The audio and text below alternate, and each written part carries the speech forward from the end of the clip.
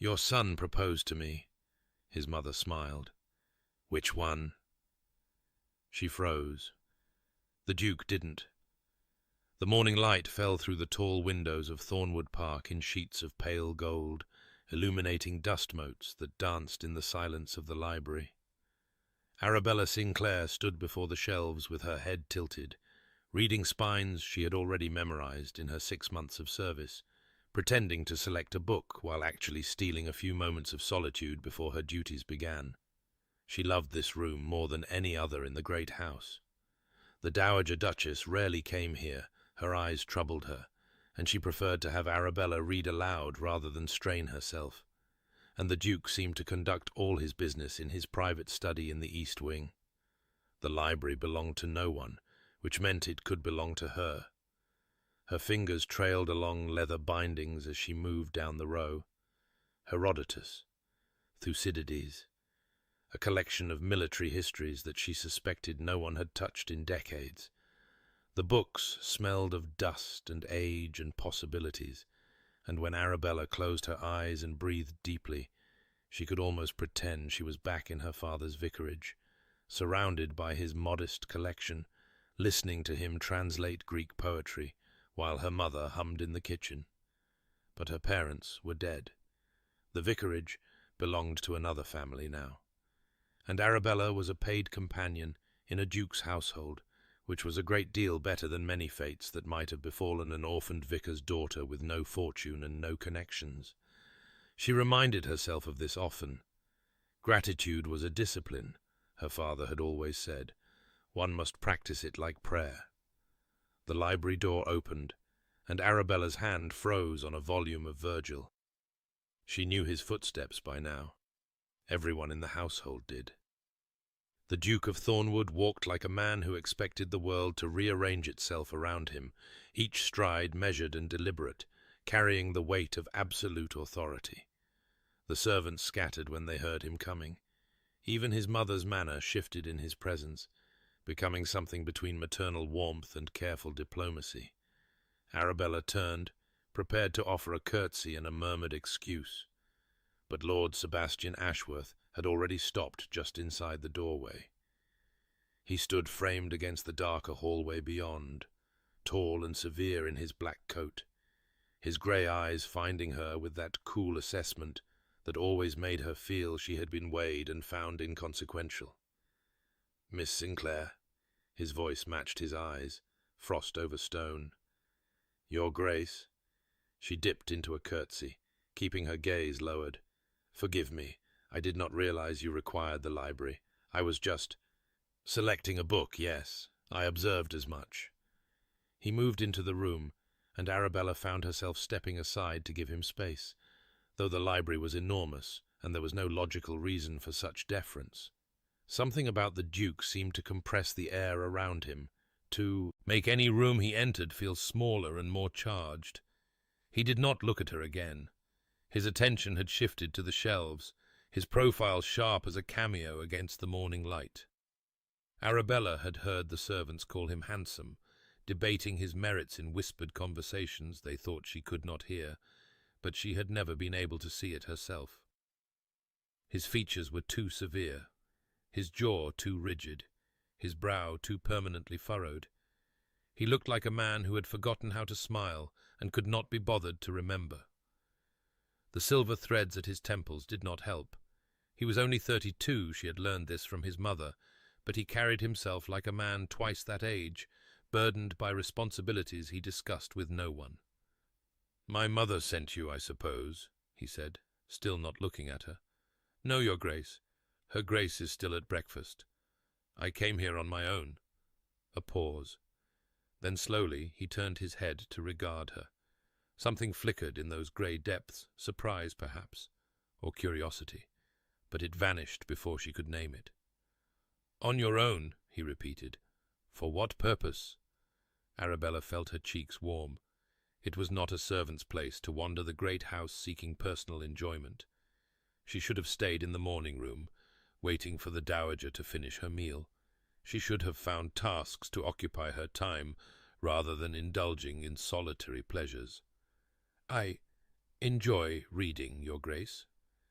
The Duke's eyebrow rose by perhaps a millimetre. Do you? It was not a question, but Arabella found herself answering anyway. My father was a classical scholar. He could not afford tutors, so he taught me himself. Languages, history, philosophy. She stopped, realizing she was rambling, that he could not possibly care about a dead vicar's educational methods. Forgive me. I will leave you to your business. Miss Sinclair. She had already begun to turn away. His voice stopped her, and she found herself looking back at him, her heart beating strangely fast. What were you going to select? He nodded toward the shelves. Before I interrupted. Arabella blinked. The question seemed so ordinary, so utterly unlike anything she would have expected from the Ice Duke, that for a moment she could not think how to answer. Virgil, she finally said. The Aeneid. I have not read it since— She swallowed. Since my father died. The Duke said nothing. His grey eyes remained fixed on her face, unreadable as always, but something in his stillness had shifted. He was listening, she realized, truly listening, in a way that he never did when she spoke to him in his mother's presence. Then he moved, crossing to the shelf she had been examining, and withdrew the volume she had been about to touch. He held it out to her without ceremony or explanation. Keep it as long as you like, he said. My mother does not use the library, and I have no need of Latin poetry. Arabella took the book with hands that trembled slightly. Thank you, Your Grace. He nodded once, a sharp downward jerk of his chin, and then he was gone, striding out of the library as abruptly as he had entered. The door closed behind him with a soft click, and Arabella was left standing in the golden light, clutching the Aeneid to her chest and wondering what had just happened. The Dowager Duchess of Thornwood was a small woman with white hair and bright blue eyes that missed nothing. She had been beautiful once the portraits in the gallery showed a delicate blonde creature with roses in her cheeks and mischief in her smile, and even now, at 63, she retained an elegance that made Arabella feel perpetually clumsy by comparison. You are distracted this morning, my dear. Helena set down her embroidery and peered at Arabella over the top of her spectacles. You have read that same paragraph 3 times.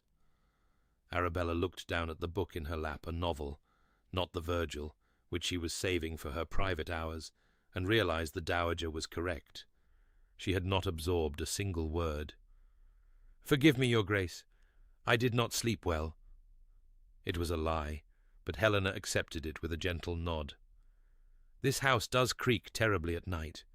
I remember when I first came here as a bride, I was convinced we had ghosts in every corridor. My husband thought it was charming. I thought I would die of fright before my wedding tour was finished. Arabella smiled despite herself. The Dowager spoke of her late husband often, always with fondness, always with an undercurrent of grief that time had softened, but never erased. Richard Ashworth, the 5th Duke of Thornwood, had died 3 years ago of an apoplexy. His death had brought his elder son home from the war, transformed him from a cavalry officer into a duke, and according to the servants, frozen something essential in his heart. What was he like? Arabella asked, setting the novel aside. The late Duke, I mean, if I may ask. Helena's eyes softened. He was warmth itself, loud, passionate. Full of opinions he would defend to the death, and then change entirely by morning. He could not pass a person in distress without helping them, could not see injustice without fighting it, could not love quietly or moderately. She paused, her gaze drifting to the window. Sebastian is so like him, beneath it all. That is why it pains me to see what he has become. Arabella said nothing. She could not imagine the cold, remote Duke as warm or passionate about anything. He was not always this way, Helena continued, as though reading her thoughts. When he was young, before the army, he laughed more than Marcus. Can you imagine? My serious, silent Sebastian, running through these halls, getting into scrapes, bringing home injured birds and stray dogs." Her voice trembled slightly. "The war changed him. And then his father's death, he felt responsible, you know. He was not here when it happened. He has never forgiven himself." "That was not his fault," Arabella said quietly. "He was serving his country." "Reason has nothing to do with guilt, my dear. You must know that as well as anyone." The words landed like stones in still water. Arabella looked away, her throat tightening. She did know. She knew exactly how unreasonable guilt could be, how it could burrow into one's chest and make a home there, how it could whisper that if only she had been more, done more, been better, perhaps her parents would not have died within months of each other, worn down by poverty and illness and the slow erosion of hope. "I have upset you." Helena reached over to touch Arabella's hand. "Forgive me. I sometimes forget that you carry your own burdens." "It is nothing, Your Grace. It is not nothing, but we shall pretend it is, if that makes it easier." Helena squeezed her hand once and then withdrew, picking up her embroidery again. "Now, we are expecting guests this weekend. Did I mention that?" Arabella seized the change of subject gratefully. "You did not. What sort of guests?" "The Caldwell family. Sir Robert and his wife, their daughter Miss Caroline Caldwell. They are neighbours of ours, though they have been in London for the season." Helena's tone had shifted, becoming carefully neutral in a way that made Arabella's instincts prick. "Sir Robert is an old friend of my late husband's, and Miss Caldwell is, well, she is considered a diamond of the first water. Quite accomplished. £20,000. The implication was clear. Arabella kept her expression pleasant, her voice mild. "I see. And his Grace is aware of their visit?" "Sebastian arranged it himself." Helena did not look up from her stitching. "He knows his duty. He will need an heir eventually, and Miss Caldwell would be a perfectly suitable Duchess." Something twisted in Arabella's chest, small and strange and entirely inappropriate. She ignored it firmly. What the Duke did or did not do with his matrimonial prospects was none of her concern. She was a companion, a servant in all but name. His life existed in a sphere entirely separate from her own. "I am certain she will be a lovely addition to the household," Arabella said, and if her voice was perhaps too bright, Helena was kind enough not to comment. The house party began on Friday afternoon with the arrival of 3 carriages and enough luggage to outfit an army. Arabella watched from the morning-room window as servants scurried to unload trunks and hat-boxes, as Sir Robert Caldwell descended with the ponderous dignity of a man who considered himself important, as Lady Caldwell followed in a flutter of silk and complaints about the road conditions. And then came Miss Caroline Caldwell, and Arabella understood immediately why she was called a diamond. She was exquisite. Golden hair arranged in perfect ringlets, porcelain skin unmarked by freckle or blemish, a figure that would have made a classical sculptor weep with joy. Her travelling dress was the height of fashion, her bonnet trimmed with silk flowers that probably cost more than Arabella's entire wardrobe, and when she smiled up at the Duke who had emerged to greet his guests, her teeth were small and white and even. Arabella touched her own hair, which had escaped its pins as usual to curl wildly around her temples. She looked down at her serviceable grey dress, chosen for practicality rather than beauty. She thought of her freckles, her too wide mouth, her figure that was pleasant enough but would never inspire poetry. Not that it mattered, not that she had any reason to compare herself to Miss Caroline Caldwell. The Duke would never look at her the way he was now looking at Miss Caldwell, with that formal politeness that passed for warmth in his frozen heart, and she did not want him to. She did not want anything from the Duke of Thornwood except the security of continued employment. She was still telling herself this when a voice spoke from the doorway behind her. "Admiring the view?" Arabella spun, her heart leaping into her throat, and found Lord Marcus Ashworth lounging against the door frame with a lazy smile. He was everything his brother was not. Where Sebastian was dark and severe, Marcus was golden and laughing. Where Sebastian dressed in stark blacks and greys, Marcus wore a coat of deep blue velvet that brought out the warmth in his hazel eyes.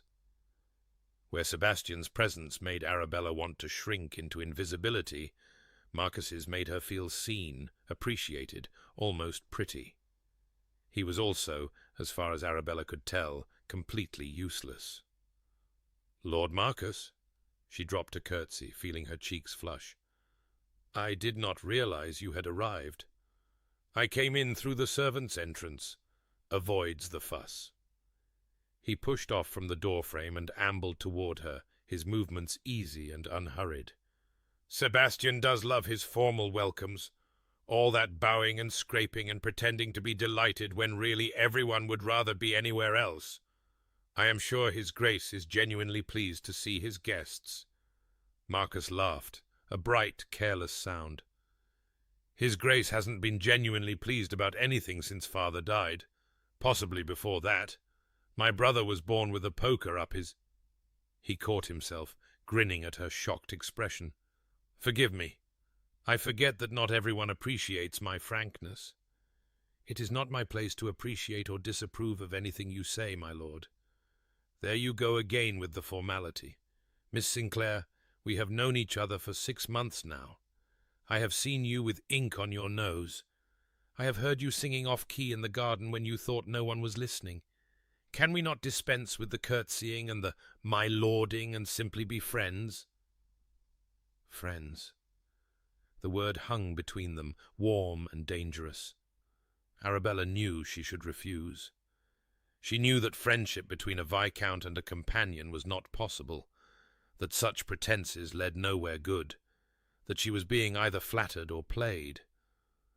But Marcus was smiling at her with such genuine warmth, and she was so tired of being invisible. And what harm could it do, really, to have a friend in this great cold house? "I suppose," she said carefully, "that when we are alone, and only when we are alone, I might consent to be less formal." His smile widened into a grin. "Excellent. Then as your friend, Miss Sinclair, I am going to tell you a secret."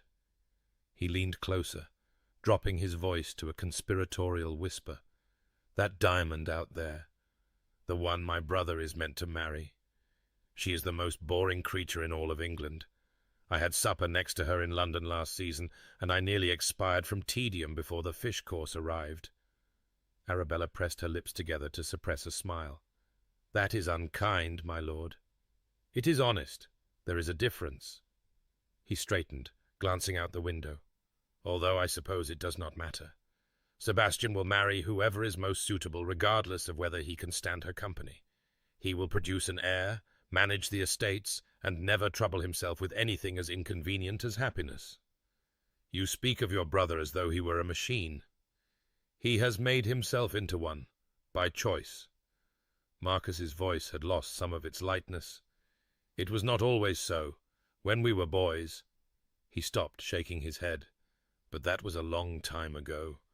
The brother I knew died somewhere in Spain, and the man who came back is a stranger wearing his face." Arabella thought of what the dowager had told her, the laughter, the warmth, the injured birds and stray dogs.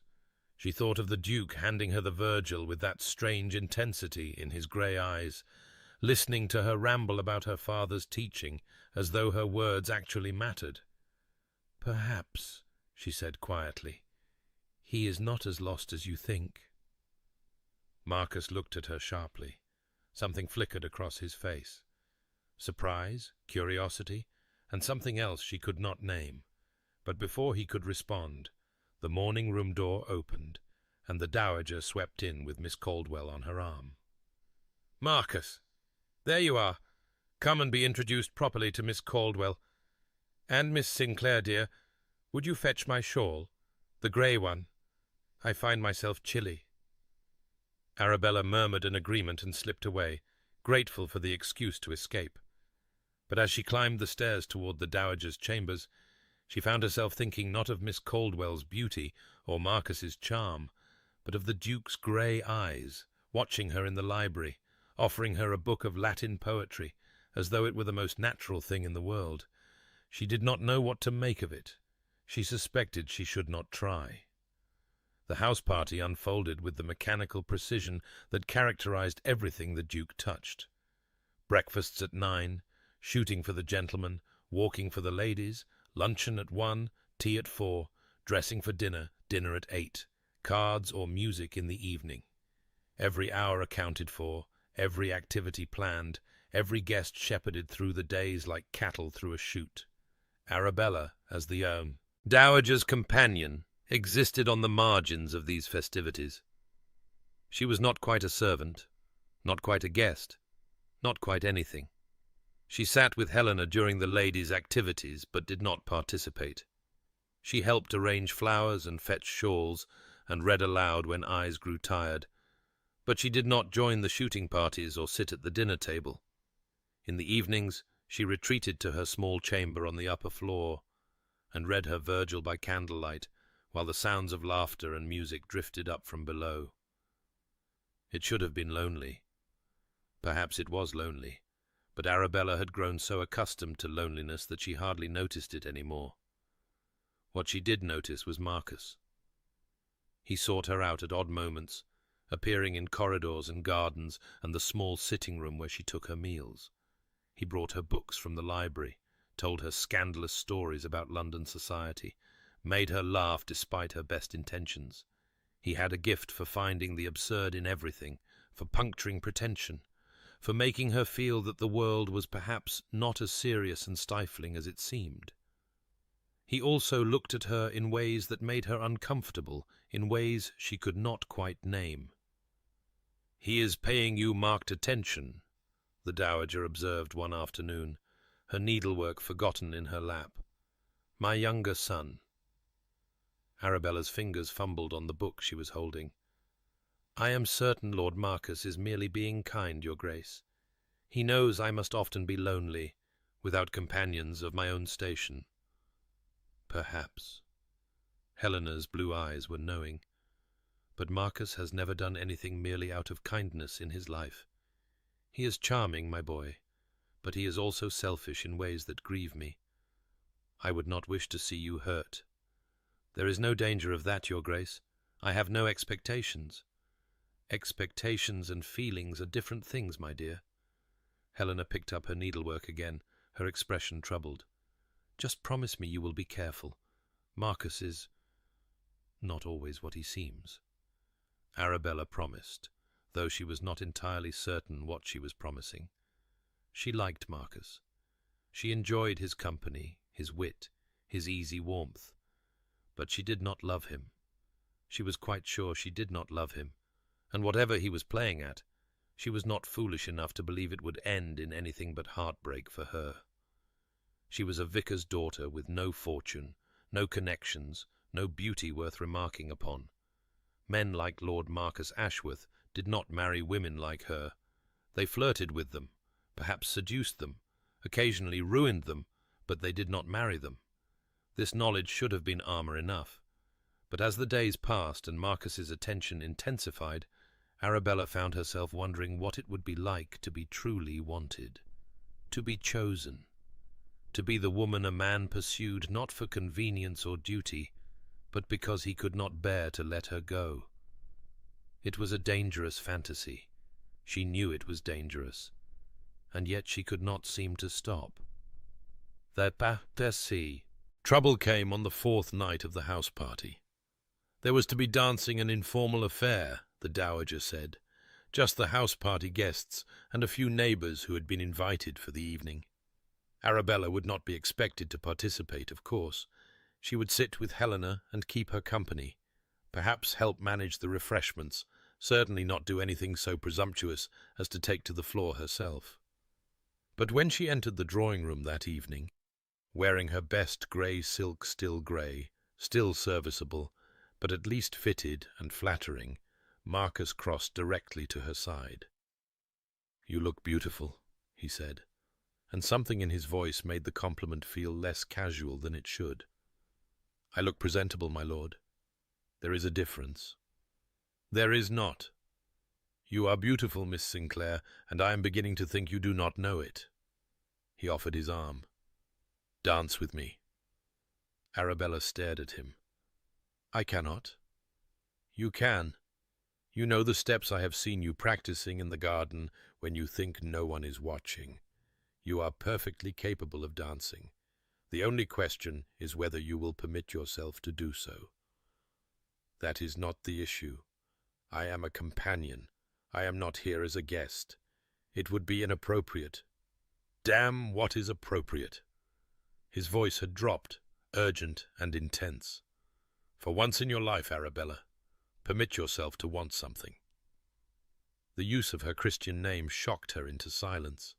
She stared at him, seeing for the first time the seriousness beneath his charm, the determination beneath his easy manner. He was not playing, she realized. Or if he was playing, the game had become something else entirely. "One dance," he said. "That is all I ask. One dance, and I will trouble you no more." She should have refused. She knew she should have refused. But Helena's words echoed in her mind. Expectations and feelings are different things, and for one reckless moment, Arabella wanted to feel something. Anything. Even if it was only the brief illusion of belonging. "One dance," she said, and placed her hand on his arm. The music had already begun when they reached the floor. It was a waltz, of course it was a waltz, and as Marcus's hand settled at her waist, Arabella became acutely aware of the room watching them. Lady Caldwell's eyebrows had climbed toward her hairline. Miss Caroline was whispering something to the gentleman beside her.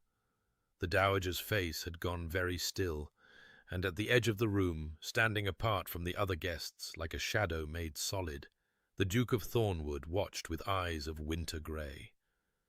Arabella stumbled slightly, and Marcus's hand tightened at her waist to steady her. "Ignore them," he murmured. "They do not matter." But she could not ignore the Duke.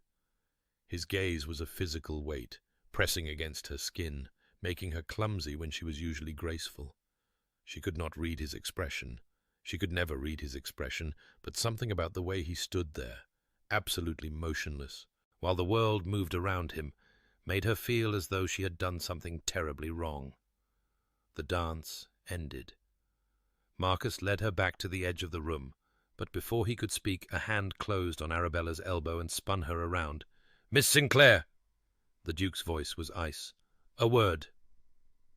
"Your Grace, Now." He did not wait for her agreement. He steered her toward the terrace doors, his grip just short of painful, and Arabella found herself being propelled into the cool night air before she could formulate an objection. The doors closed behind them, cutting off the music and the murmur of scandalized voices, and then they were alone in the darkness, the garden stretching out before them like a sea of shadows. "What do you think you are doing?" The Duke released her arm as though it had burned him. "Dancing with my brother before the entire county. Do you have any idea how that looked?" "I was—" Arabella's voice shook with a combination of fear and rising anger. "He asked me to dance. I did not think—" "That much is evident. You did not think." He paced away from her, then back, his movements sharp and agitated. "Marcus has been making a fool of himself over you for weeks. Every servant in this house has noticed. Every guest at this party is talking about it. And now you waltz with him in public as though what, Your Grace?" The anger was winning now, burning away her fear. "As though I am a person deserving of common courtesy? As though I might be permitted one moment of pleasure in my drab little existence? As though you might be angling to become a viscountess?" The words hit her like a slap. Arabella stepped back, her hand rising involuntarily to her chest. "You think I am fortune-hunting?" Her voice came out flat, all the anger drained from it. You think I have designs on your brother's title. I think my brother is a fool with debts he cannot pay and a taste for inappropriate attachments. And I think you are—" He stopped, his jaw clenching. "What? What am I?" He did not answer. He stood there in the moonlight, his face a mask of carved stone, and Arabella felt something inside her crack open. All the smallness she had tried so hard to overcome, all the invisibility she had wrapped around herself like armor, came rushing back with the force of a winter tide. "I am nothing," she said quietly. "I am aware. You need not remind me of it." She turned to go, but his voice stopped her. "That is not what I was going to say." Arabella did not turn around. She could not bear to look at him, could not bear to see the contempt or the pity or whatever else lurked in those grey eyes. "It does not matter, Your Grace. I will stay away from your brother. I will keep to my place. You need not concern yourself with me any longer. Miss Sinclair, good night." She fled. There was no other word for it. She fled through the garden doors, through the drawing-room full of staring faces, up the stairs and down the corridor to her small cold chamber, where she locked the door behind her and pressed her back against it, sliding down until she sat on the floor with her knees drawn up to her chest. She did not cry. She had not cried since her father's funeral, and she would not start now over a harsh word from a man she did not even like. But she sat there in the darkness for a long time, listening to her own breathing, and she thought about how foolish she had been to imagine that she could ever be anything more than invisible. 3 days passed. Arabella kept to her duties with mechanical precision. She woke, dressed, attended the dowager, read aloud, fetched and carried, and retreated to her chamber at night, without once venturing near the public rooms, where the house party continued its glittering routine. She saw Marcus only at a distance. He attempted to approach her twice, but she evaded him with excuses about the dowager's needs, and she did not see the Duke at all. It was better this way, safer. She had been foolish to let Marcus's flattery affect her, foolish to imagine that a single waltz could be anything other than ammunition for gossip. She had been reminded of her place, and now she would keep to it.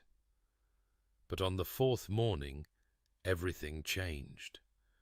Arabella was arranging flowers in the morning room when Marcus appeared in the doorway.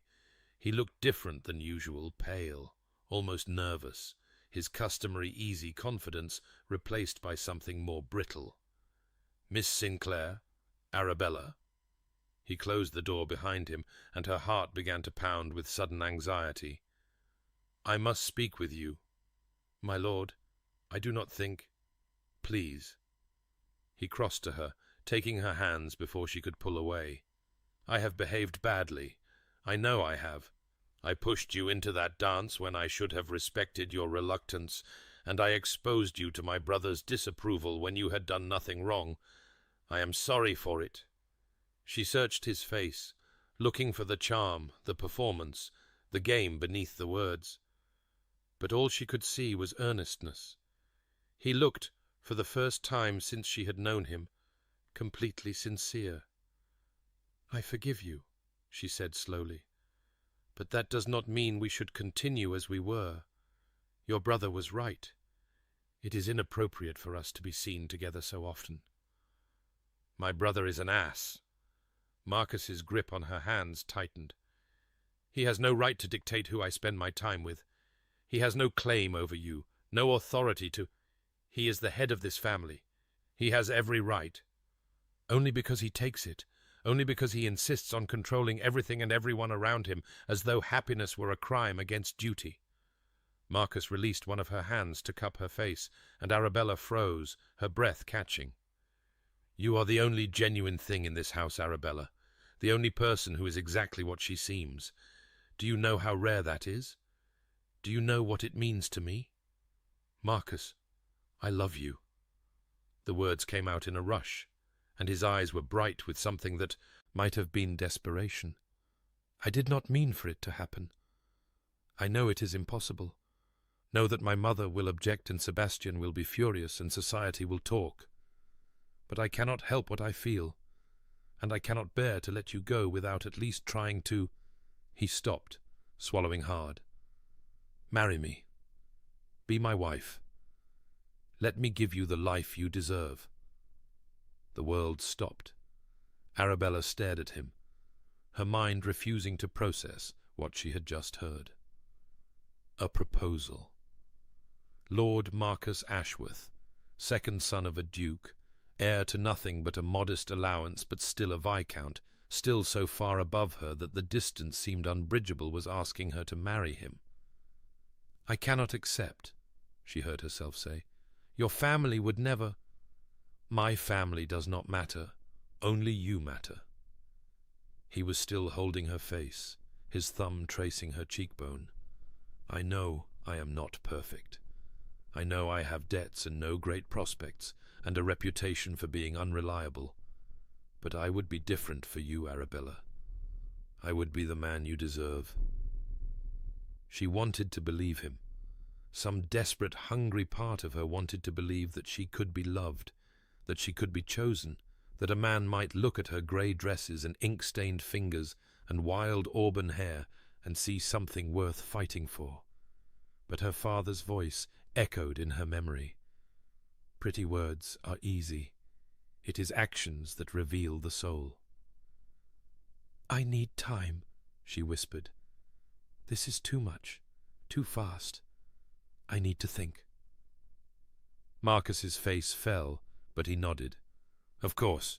Take all the time you need. I will wait."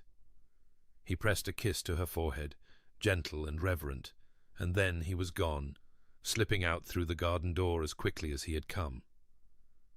Arabella sank into the nearest chair, her legs suddenly unable to support her. She pressed her hands to her burning cheeks and tried to breathe, tried to think, tried to understand what had just happened and what it meant. A proposal, a future, a life she had never dared to imagine, and lurking beneath the wonder, a cold whisper of doubt that refused to be silenced. She did not mean to tell the dowager. She meant to keep the proposal secret until she had decided what to do, how to respond, whether to risk everything on a man she barely knew. But when Arabella entered the morning room an hour later, still flushed and distracted, she found Helena there with Sebastian. The Duke stood by the window with his back to the room, and the dowager sat in her usual chair with an expression that suggested their conversation had not been pleasant. "Miss Sinclair," Helena's voice was kind but strained. "Come in, dear. We were just— Your son proposed to me." The words escaped before Arabella could stop them. They hung in the air like cannon fire, echoing off the walls, and for a moment no one moved. Then Helena smiled, a strange, soft smile that made her look suddenly much younger. "Which one?" Arabella froze. The question made no sense. There was only one son who had shown her attention, only one son who had danced with her and sought her company and spoken of love. Why would the dowager ask such a thing unless she knew something Arabella did not? But she had no time to examine the thought, because the Duke had turned from the window, and the expression on his face made her forget how to breathe. He was not cold. He was not remote. The ice that usually armored him had cracked, shattered, revealing something beneath that burned like a forge fire. His grey eyes fixed on her with an intensity that made her take an involuntary step backward, and his voice, when he spoke, was rough with something that might have been fury or anguish or something else entirely. "Which one?" he repeated, and the words were not a question at all. They were a demand, a declaration, a laying bare of something that had been hidden so long even he had not known it existed. Arabella could not answer. She could not move, could not think, could not do anything but stand there in the morning light while the Duke of Thornwood looked at her as though she were the answer to a question he had forgotten how to ask. Helena's smile deepened, and she folded her hands in her lap with the satisfaction of a woman who had been waiting for this moment far longer than anyone realized. And in the silence that stretched between them, Arabella understood with a clarity that shook her to her core that everything she thought she knew about this family, this house, and her own heart had just been proven terribly, wonderfully wrong.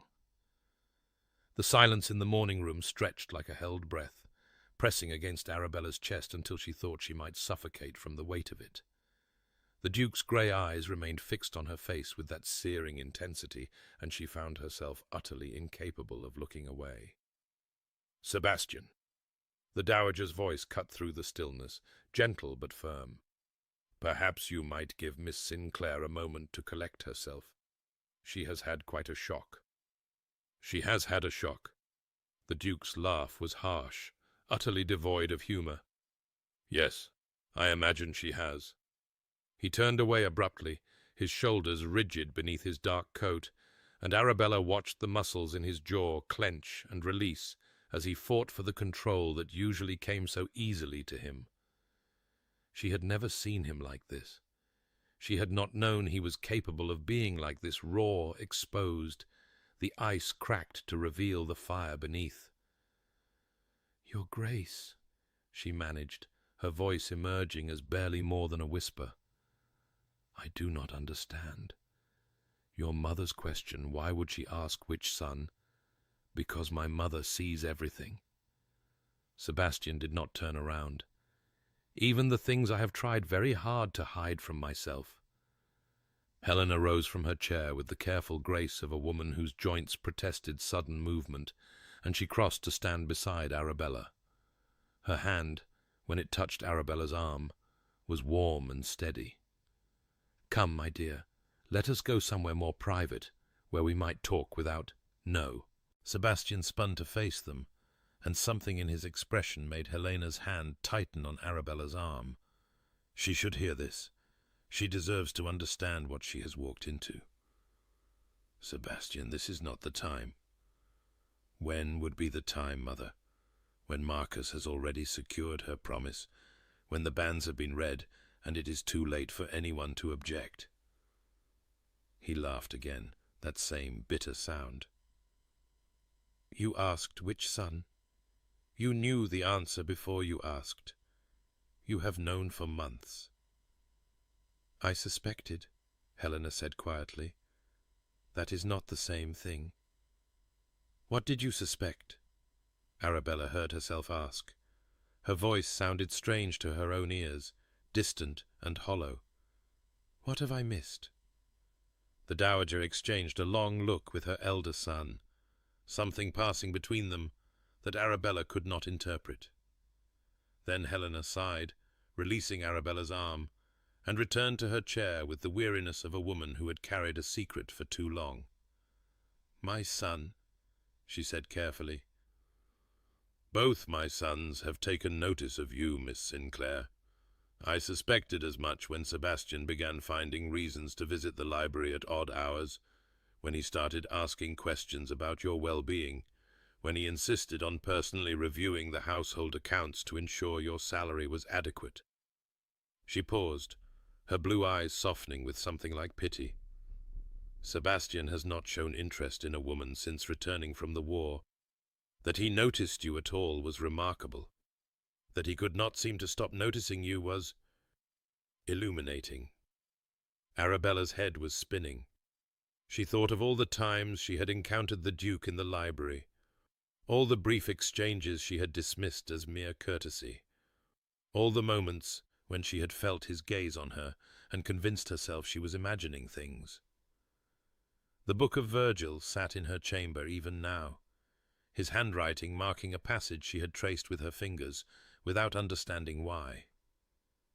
"That cannot be," she said faintly. "His Grace has never, he barely speaks to me. He made it quite clear after the dance that he found my behavior inappropriate." "Because I am a fool." Sebastian's voice was flat, drained of all the fire that had blazed in it moments before. "Because I saw my brother circling you, and I convinced myself it was protectiveness for the family name that drove my objections. because I have spent 3 years pretending I am incapable of feeling anything, and when I finally felt something—" He stopped, his hands clenching at his sides. "I did not recognize it, or I refused to." "Sebastian." Helena's voice was gentle now, almost pleading. "You have been through so much. Your father's death, the responsibilities thrust upon you before you were ready.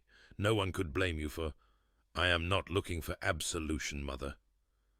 He turned to face Arabella fully, and she saw the devastation in his eyes, the walls crumbling even as he fought to maintain them. "I am trying to explain. Badly, it seems, but I am trying." Regency pressed a hand to her stomach, where a strange, fluttering sensation had taken up residence. "Lord Marcus proposed to me this morning," she said, because it seemed important to establish the facts, to hold on to something concrete in a conversation that had become increasingly unreal. "He said he loved me. He asked me to marry him." "And what did you say?" "I said I needed time to think." Something flickered across Sebastian's face, hope, perhaps, or relief, quickly suppressed. "Then you have not accepted him." "I have not accepted or refused anyone. I do not—" She pressed her fingers to her temples, fighting back a wave of dizziness. "This is too much. An hour ago I was arranging flowers and wondering if the weather would hold for the guest's departure. Now I am being told that 2 brothers that you—" She could not finish the sentence. She could not even finish the thought. Helena rose again, crossing to the bell-pull by the fireplace. "I am going to ring for tea," she said firmly, "and we are all going to sit down and discuss this like civilized people. Sebastian, you will take a seat and stop looming like a Gothic villain. Miss Sinclair, you will breathe before you faint, and we will sort this out together." It was such a practical response to an impossible situation that Arabella felt a hysterical laugh building in her chest. She swallowed it down and allowed Helena to guide her to the settee, where she sank onto the cushions with legs that had finally given up the pretense of supporting her. Sebastian did not sit. He remained standing by the window, his profile sharp against the grey autumn light, and he did not speak again until the tea had arrived and Helena had pressed a cup into Arabella's trembling hands. "I should explain about Marcus," he said finally. "What he told you, some of it may even be true. He has a gift for sincerity when it suits him." "Sebastian," Helena's voice held a warning. "She deserves to know." He turned from the window, his expression grim. "My brother is charming, Miss Sinclair. He always has been. People love him instantly, they cannot help themselves. He is warm where I am cold, easy where I am difficult, delightful where I am merely dutiful." He paused, and something bitter twisted his mouth. "He is also in debt to the tune of £8,000, with creditors threatening legal action if he does not pay by the end of the year." Arabella set down her teacup before she could drop it. £8,000? Gambling debts, mostly. Some foolish investments. A thoroughly inadvisable horse, he insisted, would win every race it entered.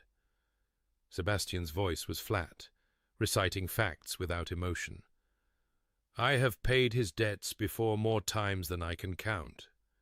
But I told him 6 months ago that I was done, that he needed to find his own solution, or face the consequences.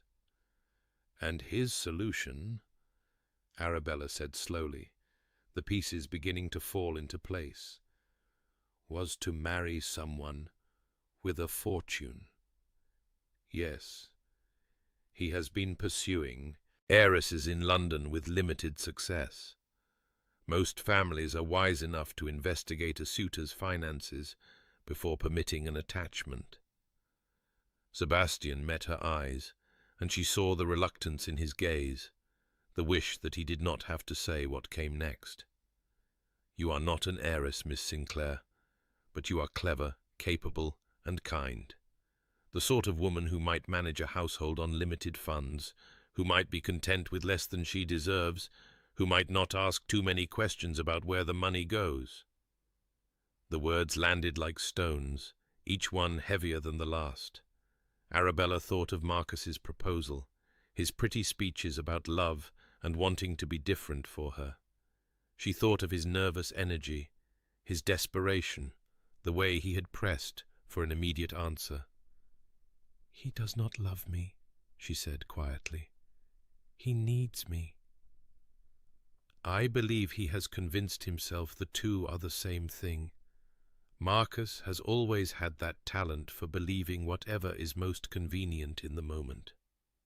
Sebastian's voice softened slightly. "I am not saying he feels nothing for you. He may even genuinely care, in his fashion. But marriage to my brother would mean a lifetime of managing his failures, of watching your household budget vanish into card games and bad horses, of loving a man who is incapable of putting anyone's needs before his own." Helena made a soft sound of distress. "You paint too harsh a picture, Sebastian. Marcus is not wicked. He is merely selfish, reckless, incapable of growth." Sebastian's jaw tightened. "I have watched him destroy every opportunity father gave him, squander every advantage of his birth, and charm his way out of every consequence. I will not watch him do the same to her." The pronoun hung in the air, not Miss Sinclair. Her. Arabella looked at the Duke, really looked at him, seeing past the severe exterior to the man beneath. She saw the exhaustion in the lines around his eyes, the tension in his shoulders that suggested he had not relaxed in years. She saw the grief that Helena had spoken of, buried deep but never healed, and the loneliness that mirrored her own so precisely it made her chest ache. "Why do you care?" she asked softly. "What I do, who I marry, why should it matter to you?" Sebastian was silent for a long moment. When he spoke, his voice was rough. "Because you deserve someone who sees you, not someone who sees a solution to his problems." He paused, and something vulnerable flickered across his face before he suppressed it. "Because I have watched you with my mother these past months. Your kindness, your patience, your genuine affection for a woman you were hired to serve. Because I have heard you laughing in the garden, and seen the way your face lights up when you speak of books. Because—" He stopped, turning away abruptly, and Arabella saw his hands tremble slightly before he clasped them behind his back. "Because you make this house feel less empty," he finished quietly. "And I am terrified of what it will become when you leave." The admission seemed to cost him something. He stood with his back to her, rigid as a soldier awaiting court-martial, and Arabella felt her heart crack open in a way she had not permitted in years. Helena was watching her with bright, knowing eyes. "I believe," the dowager said carefully, "that I am feeling rather tired. Miss Sinclair, would you be so kind as to help me to my chambers?" It was an obvious excuse, but Arabella grasped at it gratefully. "Of course, Your Grace." She rose on unsteady legs and offered her arm to Helena, who took it with a gentle squeeze. They were nearly to the door when Sebastian spoke again. "Miss Sinclair." She stopped but did not turn. "Your Grace." "Whatever you decide about Marcus, about your future, I hope you will not let my feelings influence you unduly. You owe me nothing. You owe no one anything except yourself." Arabella closed her eyes briefly, absorbing the words. Then she guided Helena from the room, leaving the Duke standing alone in the morning light, the echoes of his confession hanging in the air like incense. The dowager did not need help to her chambers. She was perfectly capable of walking unaided, as she demonstrated by releasing Arabella's arm the moment they were out of sight of the morning room, and proceeding down the corridor with brisk efficiency. "You will have questions," Helena said, not slowing her pace. "Ask them now, while we are private." Arabella hurried to keep up. "How long have you known? About your son's feelings?" "I began to suspect shortly after you arrived. Sebastian has always had a weakness for intelligent women, though he would deny it strenuously. When I saw how often he found excuses to be near you, how he inquired about your comfort and your reading preferences and your history." Helena shrugged elegantly. "A mother notices these things. Why did you not say anything?" "What would I have said? Sebastian would have denied it. You would have been mortified, and the situation would have become impossibly awkward." Helena paused at the foot of the stairs, turning to face Arabella with an expression of surprising seriousness. "I hoped that, given time, my son might recognize his own heart. I did not anticipate Marcus complicating matters quite so thoroughly." Arabella pressed a hand to her forehead, where a dull ache was beginning to form. "I do not know what to do," she admitted. "An hour ago I had one impossible proposal to consider. Now I do not even know what I have."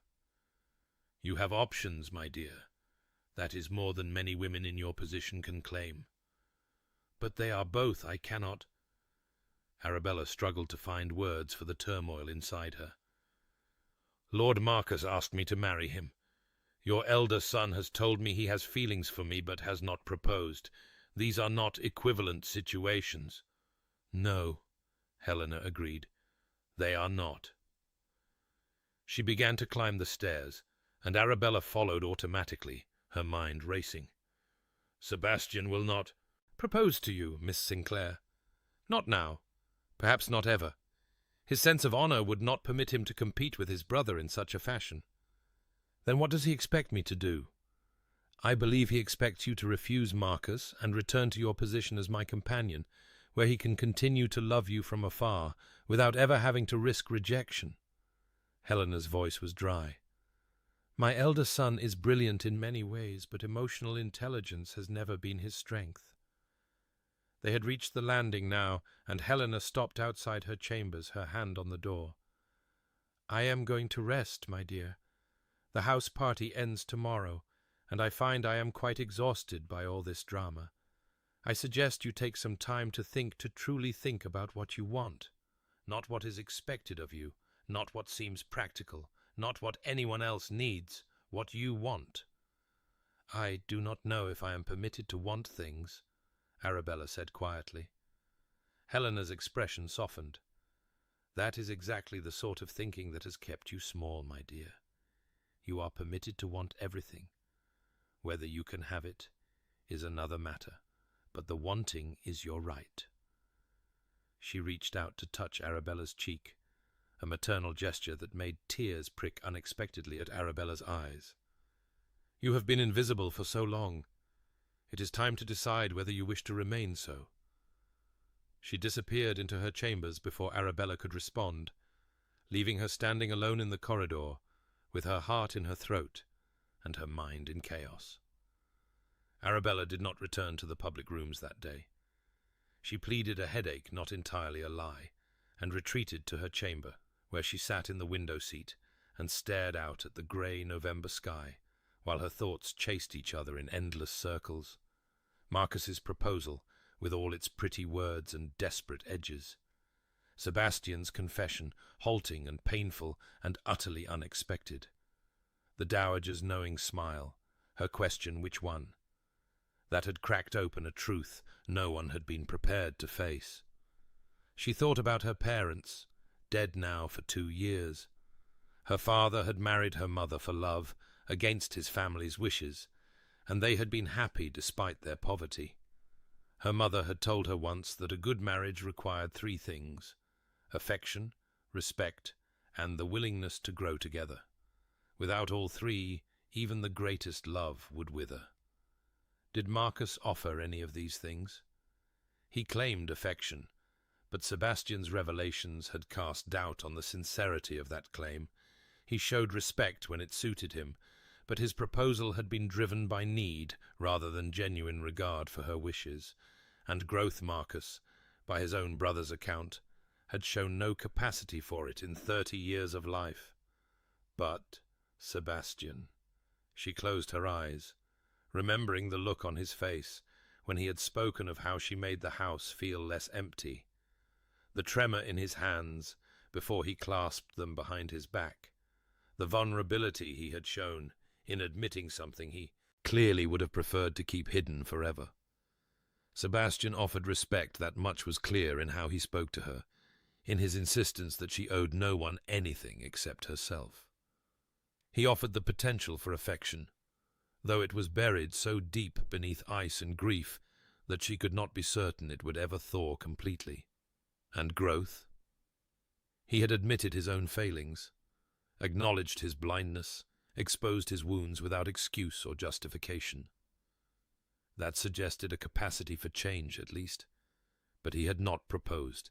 He had declared his feelings and then immediately stepped back, refusing to compete with his brother, refusing to put her in a position of choosing between them. It was honorable, perhaps, but it was also cowardly, and Arabella was tired of men who could not say what they meant and mean what they said. A knock at her door interrupted her thoughts. "Miss Sinclair?" One of the housemaids, sounding nervous. "Lord Marcus is asking for you. He is waiting in the small parlour." Arabella pressed her palms flat against her thighs, steadying herself. "Tell him I will be down presently." She took a moment to check her reflection in the small mirror above her washstand. Her eyes were red-rimmed, her hair escaping its pins in the usual unruly fashion, her complexion pale from the strain of the day. She looked, she thought grimly, exactly like a woman who had received 2 proposals in one morning and was utterly unequal to either of them. But she pinched colour into her cheeks, smoothed her hair as best she could, and descended the stairs to face whatever came next. Marcus was pacing when she entered the small parlour, his usual easy grace replaced by anxious energy. He spun when he heard the door, and his face lit with a hope that made Arabella's heart ache despite everything. "You came," he said, crossing to take her hands. "I was afraid you would refuse to see me." "I have not yet made any decisions, my lord." She gently extricated her hands from his grip. "I said I needed time to think, and I still do." Of course, of course."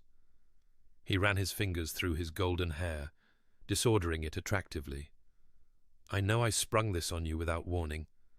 I should have done it properly, courtship, flowers, all of that. But I was afraid if I waited, something would happen to prevent it." "Something like what?" He hesitated, and in that hesitation Arabella saw a flicker of something that might have been guilt. "Nothing specific.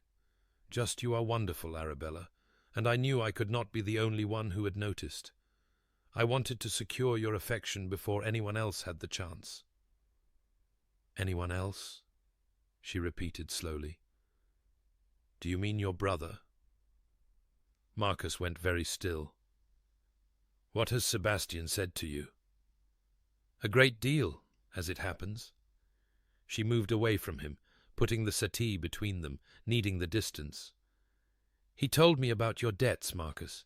£8,000. The colour drained from his face. "He had no right. He had every right. He is the head of your family, and he is concerned about your choices." She kept her voice calm, though her heart was racing. "Is it true? Did you propose to me because you need a wife who can manage your finances?" "No." Marcus's voice was vehement. "No, that is not, I mean, yes, I have debts. Everyone has debts. But that is not why I proposed. I proposed because I care about you, because you are unlike any woman I have ever met, because I am practical and unlikely to ask too many questions about where the money goes." He flinched as though she had struck him. "Sebastian's words, not mine." "But are they untrue?" Marcus was silent for a long moment. When he spoke again, his voice was smaller, stripped of its usual bravado. I thought that if I married someone sensible, someone good, someone who could help me be better, that perhaps I could finally become the man my father wanted me to be. The confession was raw, and Arabella recognized the genuine pain beneath it. She thought of Helena's words. Marcus is not wicked. He is merely selfish. You want me to save you, she said quietly. That is not the same as wanting me. Can it not be both? He stepped toward her, his eyes pleading. I do care for you, Arabella. Perhaps not in the grand romantic way the poets describe, but I enjoy your company. I admire your mind. I believe we could be happy together. Is that not enough to build a marriage on? She considered the question seriously, because it deserved serious consideration. Many marriages were built on less than what Marcus described. Affection, compatibility, shared interests. These were the foundations of most matches in their class, and they often proved more durable than passionate love. But she thought of her parents again, of the way her father had looked at her mother, of the quiet devotion that had sustained them through poverty and loss. She thought of what it might be like to spend the rest of her life with a man who cared for her without loving her, who needed her without truly seeing her. And she thought of Sebastian, standing in the morning light, telling her that she made his house feel less empty. I do not know, she said finally. I need more time.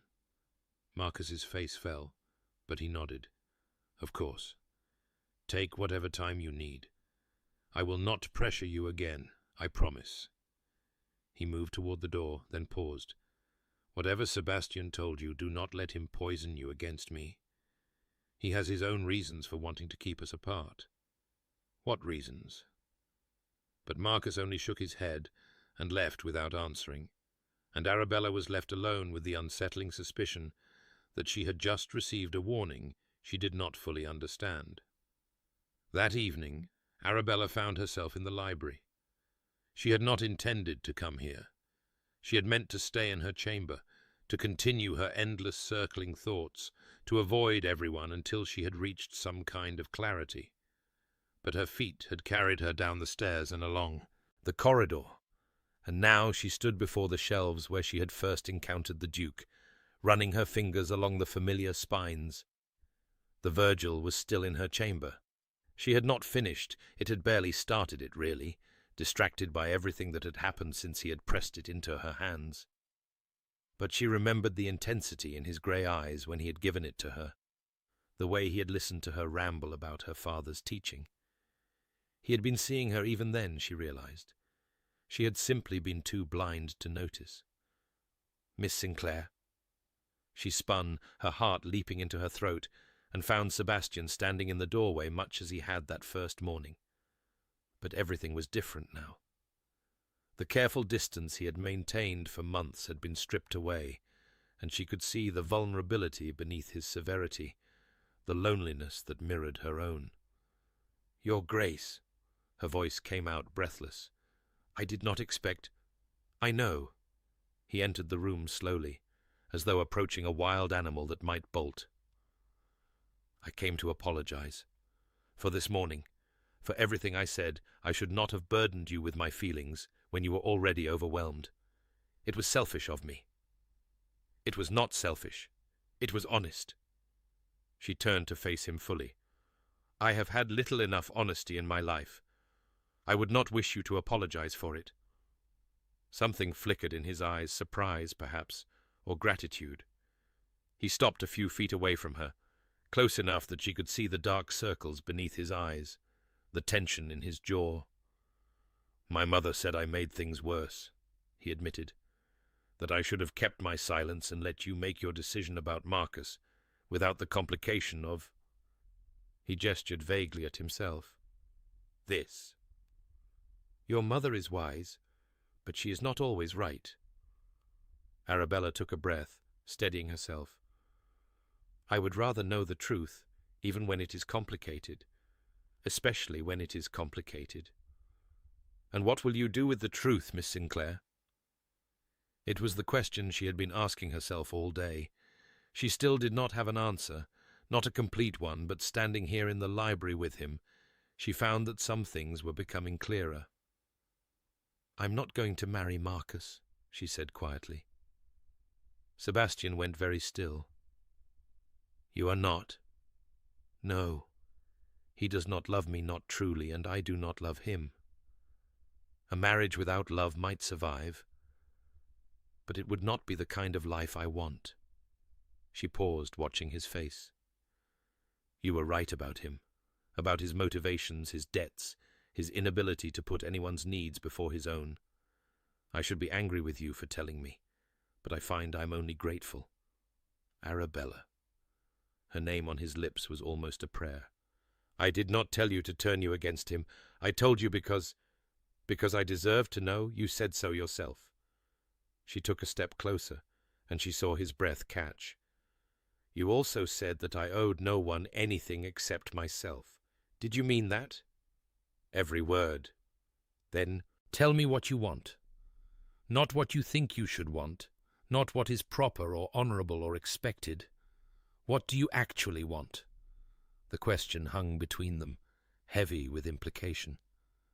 Sebastian's grey eyes searched her face, and she saw the moment when his defences finally, completely crumbled. "You," he said hoarsely. "I want you. I want to hear you laugh every morning and watch you frown over your books every evening.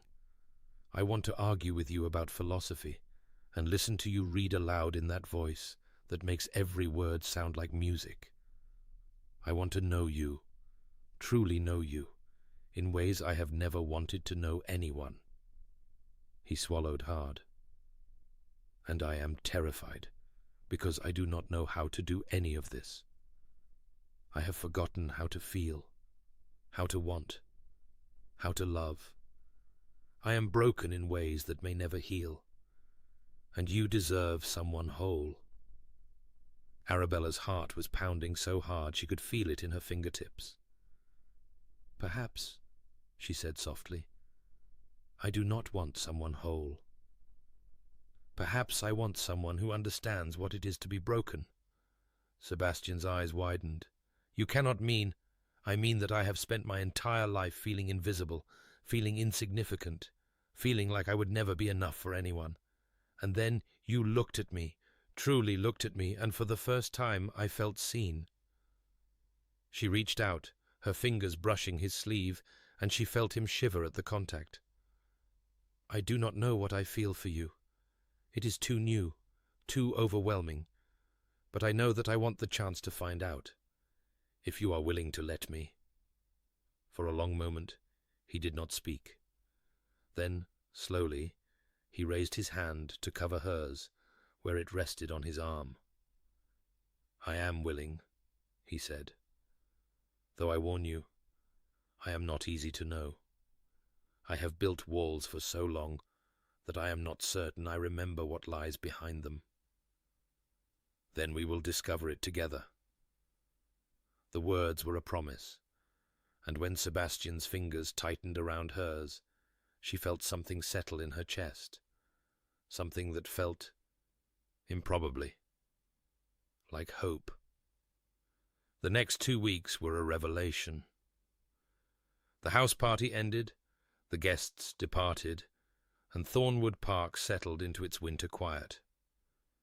But beneath the surface, everything had changed. Sebastian no longer avoided Arabella.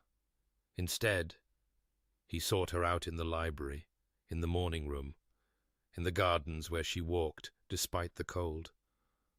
They talked for hours about everything and nothing: books, philosophy, politics, their childhoods, their dreams, their fears. He was not an easy man to know, as he had warned her. His emotions were buried deep, and he often retreated into silence when conversations became too intimate. But he was trying, visibly and painfully trying, to let her in. And each small revelation, his father's death, his guilt over being away when it happened, the grief he had never allowed himself to feel, felt like a gift. Helena watched their growing closeness with undisguised satisfaction. "I knew," she said one afternoon, finding Arabella alone in the morning room. "From the moment you arrived, I knew you were exactly what he needed." "You could not have known," Arabella protested. "I am no one, a vicar's daughter with nothing to recommend her." "You are everything," Helena interrupted firmly. "You are kind without being weak, intelligent without being cold, strong without being harsh. You see people as they truly are, and you love them anyway. My son has never had that in his life, not since his father died." She reached over to squeeze Arabella's hand. "You are good for him, and if I am not mistaken, he is good for you as well." Arabella could not deny it. She had never felt more alive than she did in these weeks, never felt more herself. The fear of insignificance that had haunted her since her parents' death was beginning to fade, replaced by something warmer and more solid. Sebastian saw her, valued her, wanted her not for what she could do for him, but for who she was, and she was falling in love with him. Slowly, terrifyingly, inevitably, she was falling in love with this broken, beautiful man who looked at her as though she were the answer to everything. But Marcus had not given up. He had left with the other house-party guests, but his letters arrived every few days, full of apologies and promises, and increasingly desperate pleas for her to reconsider. He did not mention his debts again, but he spoke often of his determination to change, to become worthy of her. Each letter was more eloquent than the last, and Arabella found herself wondering if she had been too hasty in her judgment. She showed the letters to Sebastian, and watched his face harden as he read them. "He is manipulating you," he said flatly. "This is what Marcus does. He senses that he is losing, so he becomes whatever he thinks you want him to be." "Perhaps, but perhaps he is also sincere." Arabella took the letter back, folding it carefully. "He is your brother, Sebastian. You must have loved him once." "I love him still." The admission seemed to pain him. "That is why I know what he is capable of. Marcus has been breaking promises since he could speak. He does not mean to. He genuinely believes each promise when he makes it, but the moment it becomes inconvenient, he forgets." "People can change." "People can." Sebastian's grey eyes met hers, and she saw the old pain there, the scars of too many disappointments. "But Marcus never has, and I do not want you to be the next person he fails." Arabella did not argue further. She set the letters aside and returned to their conversation about Herodotus, and she tried not to think about the golden-haired man who was fighting for her from a distance. But the conflict between the brothers was far from over, and Arabella was about to find herself at its centre. Marcus returned to Thornwood Park 3 weeks before Christmas, arriving without warning in a flurry of snow and apologies. "Mother summoned me," he explained, when Sebastian confronted him in the entrance hall. "She said she wanted the family together for the holidays. Would you have me refuse?" Helena, who had appeared at the top of the stairs, smiled serenely. "I did write to him, Sebastian. It has been months since we were all together. I thought it would be good for everyone." Arabella, watching from the morning-room doorway, saw the muscle in Sebastian's jaw tighten. He clearly suspected ulterior motives, but he could not argue with his mother's stated reasons without appearing churlish. "Very well," he said stiffly. "Welcome home, Marcus." "Brother." Marcus's smile was brilliant, but his eyes, when they found Arabella, held something more complex. "Miss Sinclair, I hope you are well." "Very well, thank you." The words were polite, distant, and Arabella saw the flicker of hurt that crossed Marcus's face before he masked it with his usual charm. He had expected what? That his letters had softened her? That his absence had made her heart grow fonder? She had made no promises to Sebastian. They were not engaged, had not even discussed the possibility of engagement. Their relationship remained ambiguous, undefined, a courtship in everything but name. And yet when she looked at Marcus now, she felt nothing but a mild affection, the sort one might feel for a distant cousin or a childhood friend. It was Sebastian who made her heart race, Sebastian whose presence filled the room, Sebastian whom she longed to be near every hour of every day. But Marcus was not content to accept defeat gracefully. "We need to talk."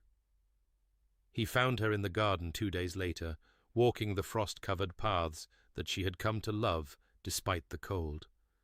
She had been thinking of Sebastian. They had argued that morning, a sharp exchange about something trivial that had left them both frustrated, and she was not prepared for Marcus's sudden appearance at her side. "My lord, I do not think—" "Please."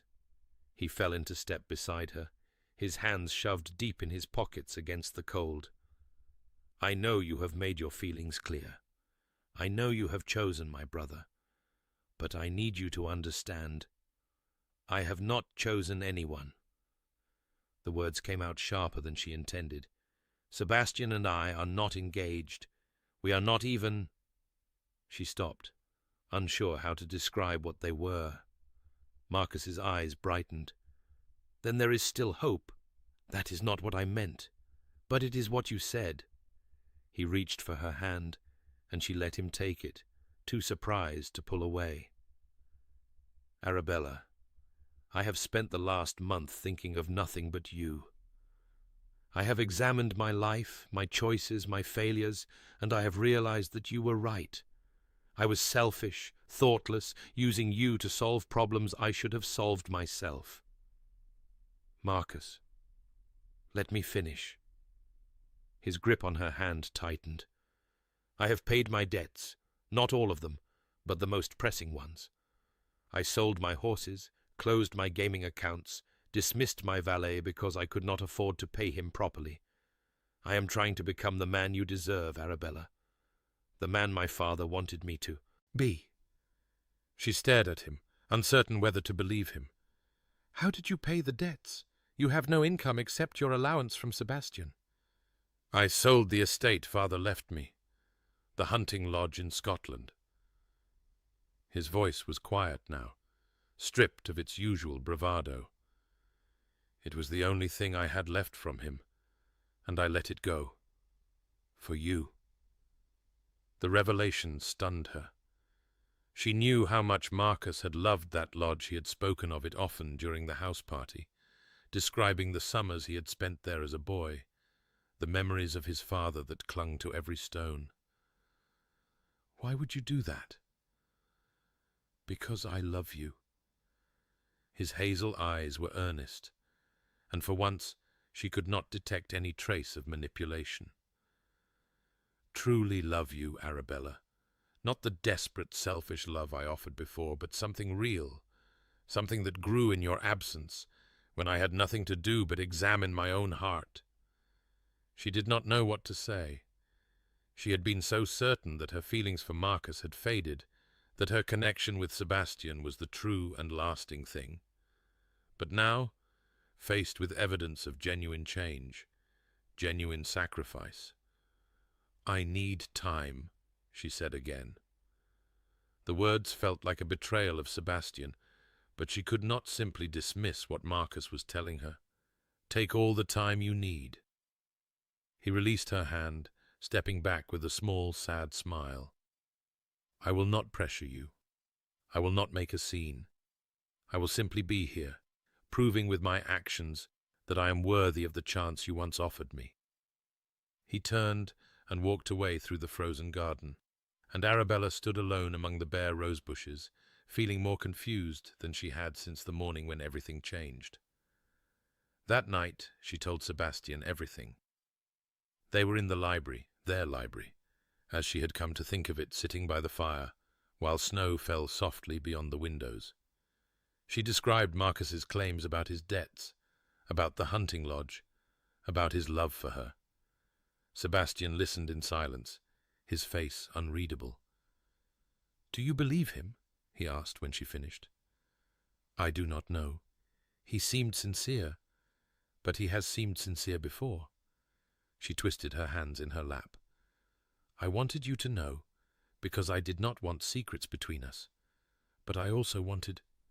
She stopped, uncertain how to continue. You wanted me to tell you what to do. No. She met his eyes.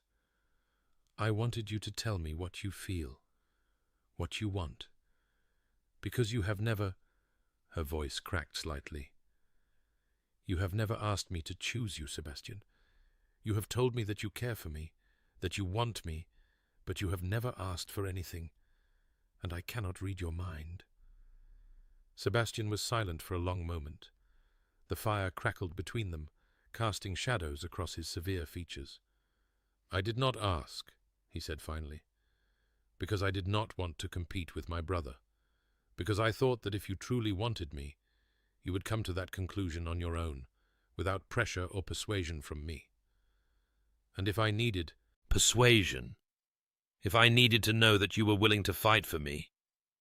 His grey eyes flickered with something that might have been pain. I have spent 3 years avoiding fights, Arabella, avoiding feeling anything strongly enough to be worth fighting for. It is easier to step back, to let things happen, to tell myself that detachment is wisdom rather than cowardice. But is that what you want? She leaned forward, urgent now. Is that the life you want to live? Because if it is, then perhaps Marcus is right. Perhaps you do not care enough to... I care. The words were fierce, sudden, cutting her off mid-sentence. I care more than I have ever cared about anything. You have awakened something in me that I thought was dead, and the thought of losing you, the thought of watching you choose Marcus. He stopped, his hands gripping the arms of his chair so tightly his knuckles went white. Then fight, Arabella said softly. Show me. Prove to me that this is more than a comfortable arrangement, more than 2 lonely people finding solace in each other's company. Give me a reason to choose you. Sebastian stared at her, and she watched the war play out across his face. The fear, the desire, the desperate hope he had tried so hard to suppress. And then, slowly, he rose from his chair. He crossed the space between them in 3 strides. He pulled her to her feet, his hands gentle but insistent on her arms. And then, before she could speak, before she could think, he kissed her. It was not a gentle kiss. It was fierce and desperate, full of all the emotion he had kept locked away for so long. His hands cupped her face, and she felt the tremor in his fingers, the vulnerability he was finally allowing her to see. When he pulled back, they were both breathing hard. That is my answer, he said roughly. That is what I feel. I have spent my whole life being careful, being controlled, being exactly what everyone expected me to be. But you make me want to be reckless. You make me want to burn down every wall I have ever built and see what is left. Arabella's heart was pounding so hard she could barely hear her own thoughts. Sebastian, I love you. The words seemed to surprise him as much as her. I did not know I was capable of it anymore, but I love you.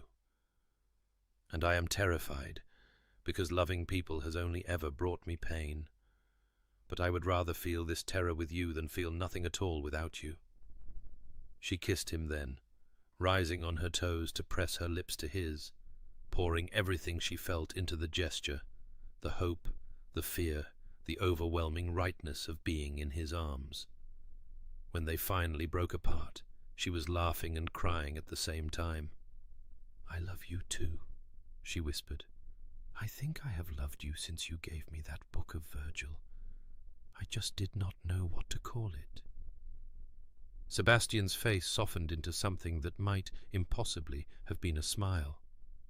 Then you will not marry Marcus? I was never going to marry Marcus. I just needed. She touched his face, marveling at the warmth beneath the ice. I needed to know that you wanted this as much as I did. That I was not just convenient, or comfortable, or... You are none of those things. He pulled her close, and she felt his heart beating against her own. "You are the most inconvenient, uncomfortable, disruptive person I have ever met, and I would not have it any other way." They stood there in the firelight, holding each other, while the snow fell beyond the windows and the world outside ceased to matter.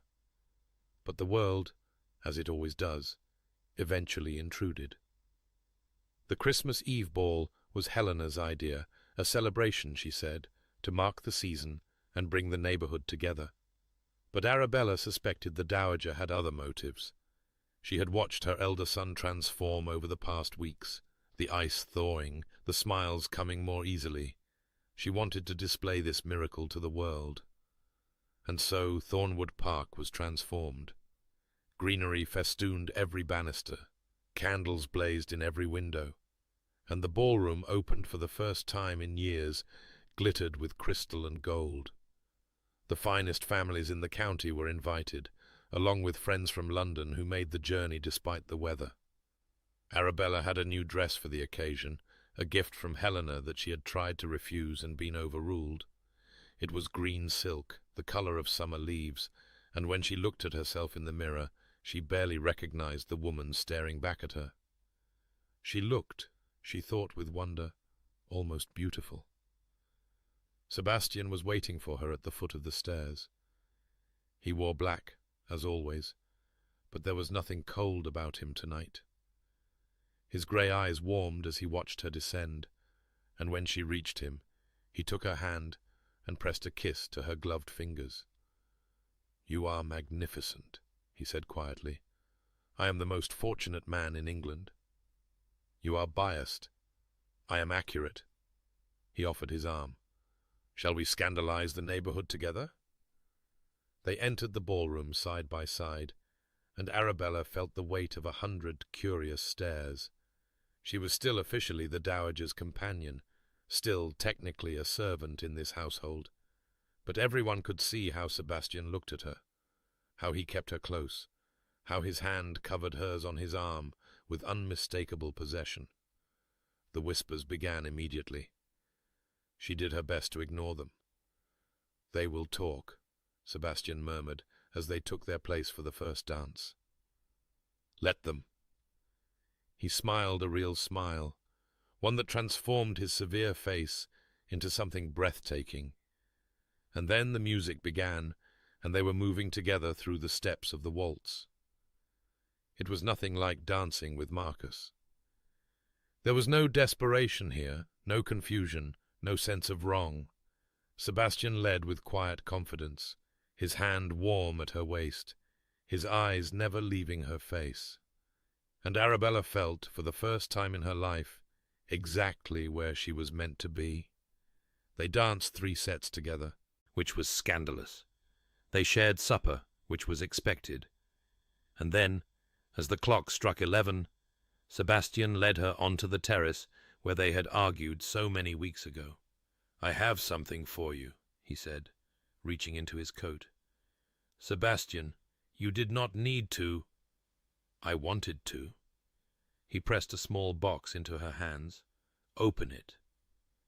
Inside was a ring, not a grand, ostentatious thing, but something delicate and beautiful. A ruby set in gold filigree, the stone dark as wine in the lamplight. "It was my grandmother's," Sebastian said quietly. "She gave it to my mother, and my mother gave it to me. She said—" He stopped, swallowing hard. "She said I would know when I had found someone worthy of it." Arabella's eyes were filling with tears. "Sebastian, I am not asking you to marry me. Not yet. Not until you are ready. Until you are certain." He took her hand, sliding the ring onto her finger. "But I am asking you to consider it. To think about a future where we face whatever comes together. As partners. As equals. Is that a proposal?" "It is a promise." He cupped her face in his hands, and she saw the depth of emotion in his grey eyes, the love, the hope, the fear of loss that he was finally allowing himself to feel. A promise that I will wait, that I will prove myself worthy of you, that I will spend every day becoming the man you deserve. She kissed him then, there on the terrace where everything had once seemed so impossible. And when she pulled back, she was smiling through her tears. "I do not need you to prove anything," she said. "I already know who you are, and I love you, all of you, even the broken parts. Then I will think about it." She laughed at his expression. "But I will think about it with this ring on my finger, which should tell you something about which direction my thoughts are likely to go." Sebastian laughed, actually laughed, a sound she had rarely heard from him, and pulled her into his arms. They were still standing there, wrapped in each other, when Marcus appeared in the terrace doorway. "So," he said quietly, "it is decided then." Arabella stepped back from Sebastian's embrace, guilt and sympathy warring in her chest. "Marcus, you do not need to explain." His voice was calm, though his eyes were bright with something that might have been unshed tears. "I saw the way you looked at each other when you danced. I knew then that I had lost." "You did not lose." Sebastian's voice was surprisingly gentle. "There was never a competition. Not really." "Was there not?" Marcus's smile was sad. "I think there was, brother. I think there has been since the moment she arrived in this house." He looked at Arabella, and she saw the remnants of his love in his gaze, real love, however imperfect, however late to mature. "I hope you will be happy, Miss Sinclair. Truly. You deserve nothing less." He turned to go, and Arabella called after him, "Marcus!" He stopped, looking back over his shoulder. "The lodge," she said. "Did you truly sell it?" A pause, then quietly, "Yes. I needed to prove to myself that I could let go of something I loved, that I was capable of sacrifice." He shrugged, a shadow of his old careless manner. "It did not win me what I wanted, but perhaps it taught me something nonetheless." He disappeared into the ballroom, and Sebastian's arm tightened around Arabella's waist. "He will be all right," he said, though there was uncertainty in his voice. "In time? Will he? I do not know." Sebastian turned her to face him. "But I know that we cannot sacrifice our happiness for his comfort. That is not how love works." "I know." She rested her head against his chest, listening to the steady beat of his heart. "I just wish... I know." He pressed a kiss to her hair. "I know." They stood there in the cold December air, watching their breath fog between them, feeling the weight of what they had gained and what Marcus had lost. And when the clock struck midnight, when Christmas Day began, Sebastian tilted her face up and kissed her with all the tenderness and hope that their new future deserved. Behind them, through the ballroom windows, she could see Helena watching them with a smile of quiet triumph. The dowager raised her glass in a toast, and Arabella smiled back, feeling the ruby ring warm against her finger. It was not a proposal, not yet, but it was a promise. And for now, that was enough. The morning after the Christmas Eve ball, Arabella woke to find the world transformed. Snow had fallen heavily during the night, blanketing Thornwood Park in crystalline white, muffling all sound until the great house seemed suspended in a dream.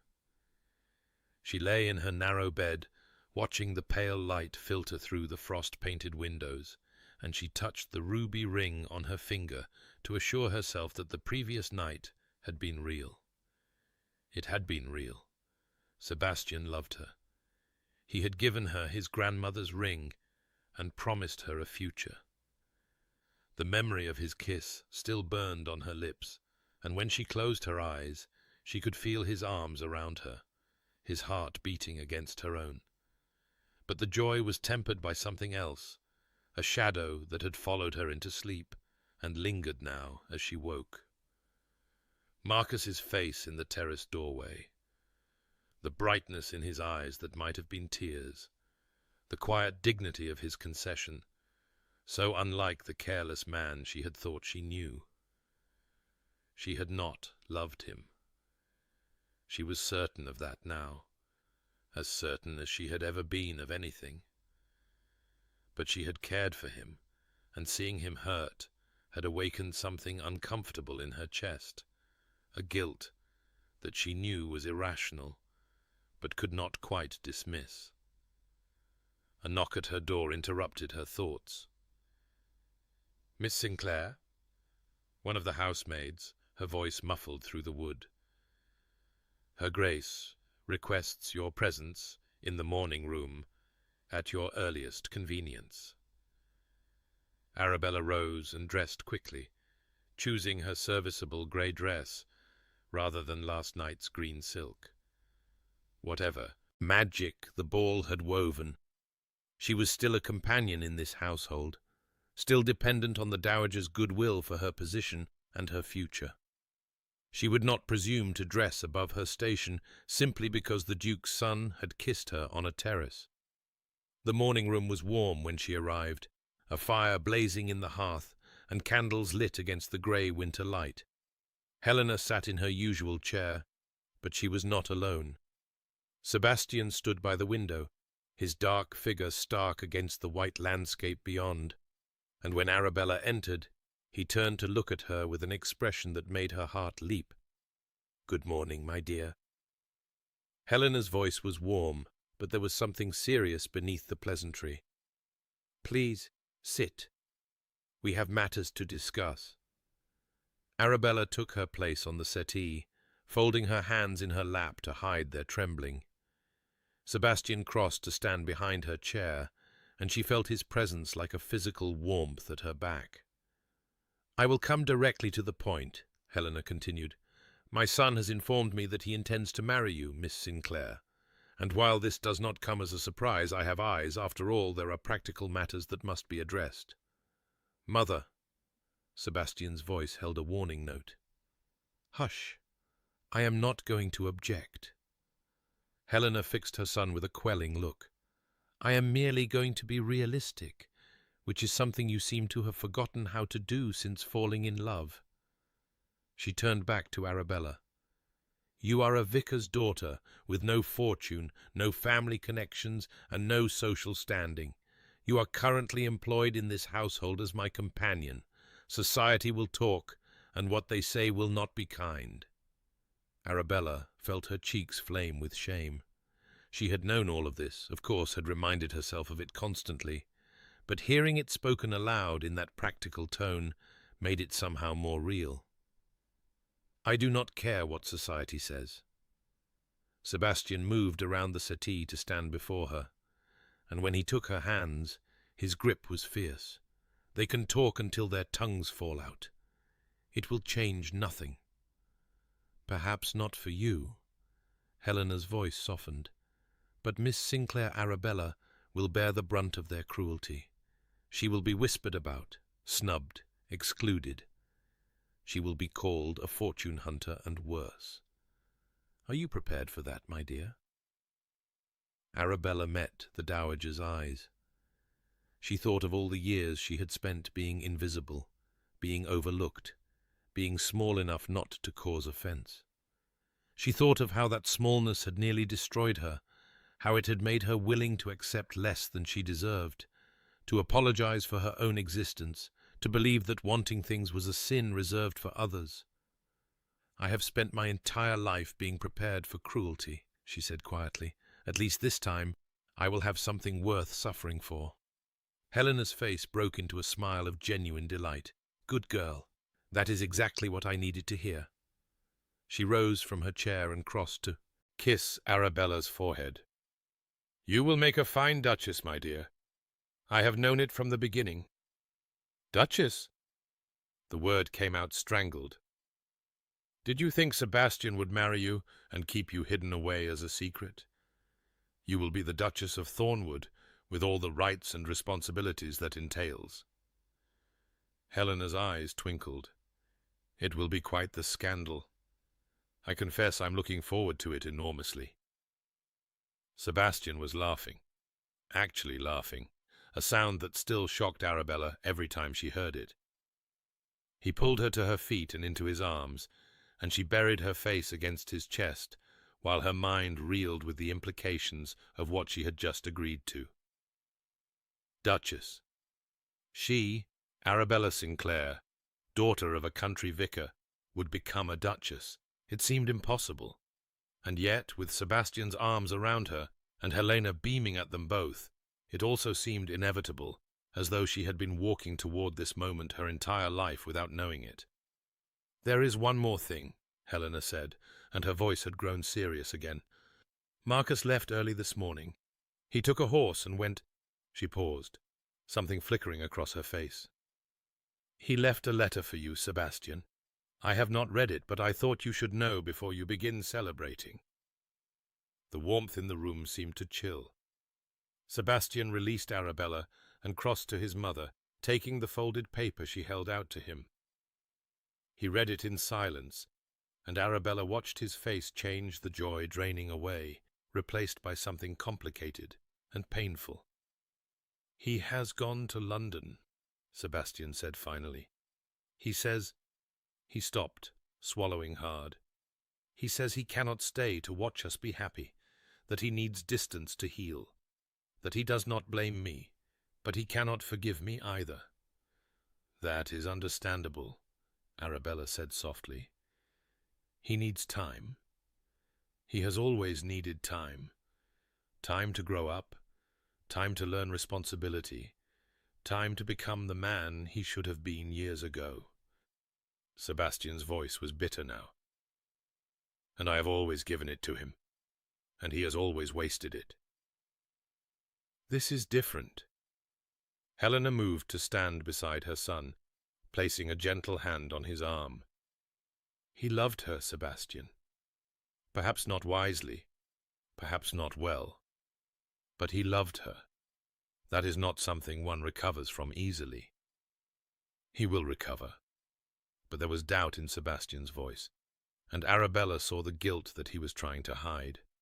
He had won, but the victory had cost him something, the relationship with his brother that had been strained for years, but never completely broken. She crossed to stand before him, placing her hands on his chest. "He will come back," she said firmly, "and when he does, we will welcome him. We will show him that there is room for him in our lives, in our family. He is not lost, Sebastian. He is simply hurt." Sebastian looked down at her, and she saw the gratitude in his eyes. Gratitude not just for her words, but for her presence, for the way she seemed to know exactly what he needed to hear. "How did you become so wise?" he asked softly. "I have had a great deal of time to observe people." She rose on her toes to kiss his cheek. "And I have learned that even the most broken things can be mended, given patience and love." Helena made a small, pleased sound. "I believe I shall leave you two alone. There are wedding plans to begin, and I find I am quite eager to start meddling." She swept from the room with a grace that belied her years, and Arabella and Sebastian were left alone in the winter light. "She is not wrong," Sebastian said, pulling Arabella closer, "about the wedding plans. I want to marry you as soon as possible, before society has time to marshal its objections." "How soon is soon?" "Next month. The banns can be read starting Sunday, and we can be married by the end of January." He cupped her face in his hands, his grey eyes intense. "Unless you would prefer to wait, to have a proper engagement, a proper courtship." "I have had enough waiting." Arabella covered his hands with her own. "I have been waiting my entire life to feel this way. I do not wish to wait any longer." Sebastian kissed her then, slow and thorough, and when he pulled back they were both breathless. "January it is then," he said. "Though I warn you, my mother will turn the wedding into a spectacle. She has been waiting years to see me married, and she will not be denied her moment of triumph." "I can endure a spectacle," Arabella said, "if it means spending the rest of my life with you." "Forever," Sebastian promised. "That is what I am offering you, Arabella. Forever." And standing there in the morning room, with snow falling softly outside, and the promise of a future she had never dared to imagine, Arabella believed him. The weeks that followed were a whirlwind of activity. The banns were read in the village church, to the astonishment of the congregation. The announcement appeared in the London papers, to the scandal of the ton. Helena threw herself into wedding preparations with an energy that belied her age, consulting with dressmakers and florists and caterers until Arabella's head spun from the details. And Sebastian was transformed. The cold, remote duke she had first encountered was gone, replaced by a man who laughed easily, who sought out her company, who touched her with casual affection that made the servants whisper and smile behind their hands. He was learning to feel again, she realized, learning to let himself experience joy without immediately preparing for its loss. It was not always easy. There were days when the old walls went up, when something in their conversation reminded him of his father, or his guilt, or the many ways he had failed the people he loved. But he was trying, and when the darkness came, he no longer retreated from her. Instead, he let her sit with him in the silence, her hand in his, waiting for the storm to pass. "Tell me about him," she asked one evening, as they sat together in bed. "The library. Your father." Sebastian was quiet for a long moment. The fire crackled in the hearth, and outside the windows the January wind howled against the glass. "He was everything I am not," he said finally. "Warm, open, quick to laugh and slow to anger. He made everyone around him feel valued, important, loved." He paused, his thumb tracing circles on the back of her hand. "I spent my childhood trying to be like him, and when I realized I could not, that I was too serious, too reserved, too cold, I felt as though I had failed before I had even begun." "You are not cold," Arabella said softly. "You are careful. There is a difference." "Is there?" He looked at her with something like wonder. "You are the first person who has ever suggested as much." "Then the world has been blind." She leaned against his shoulder, feeling the steady beat of his heart. "You feel things deeply, Sebastian. You simply feel them quietly, where no one can see. That is not coldness, that is protection." He was silent again, but his arm tightened around her, and she felt the tension slowly drain from his body. "He would have loved you," he said eventually. "My father. He would have taken one look at you and declared you exactly what this family needed. I'm glad I have your mother's approval, at least." "You have more than her approval. You have her complete devotion." Sebastian's voice was wry. "She has been waiting for someone to thaw me out for years. I believe she considers you a personal triumph." Arabella laughed. "I shall try to live up to her expectations. You already exceed them." He turned to face her, his grey eyes soft in the firelight. "You exceed everyone's expectations, Arabella, including, most particularly, your own."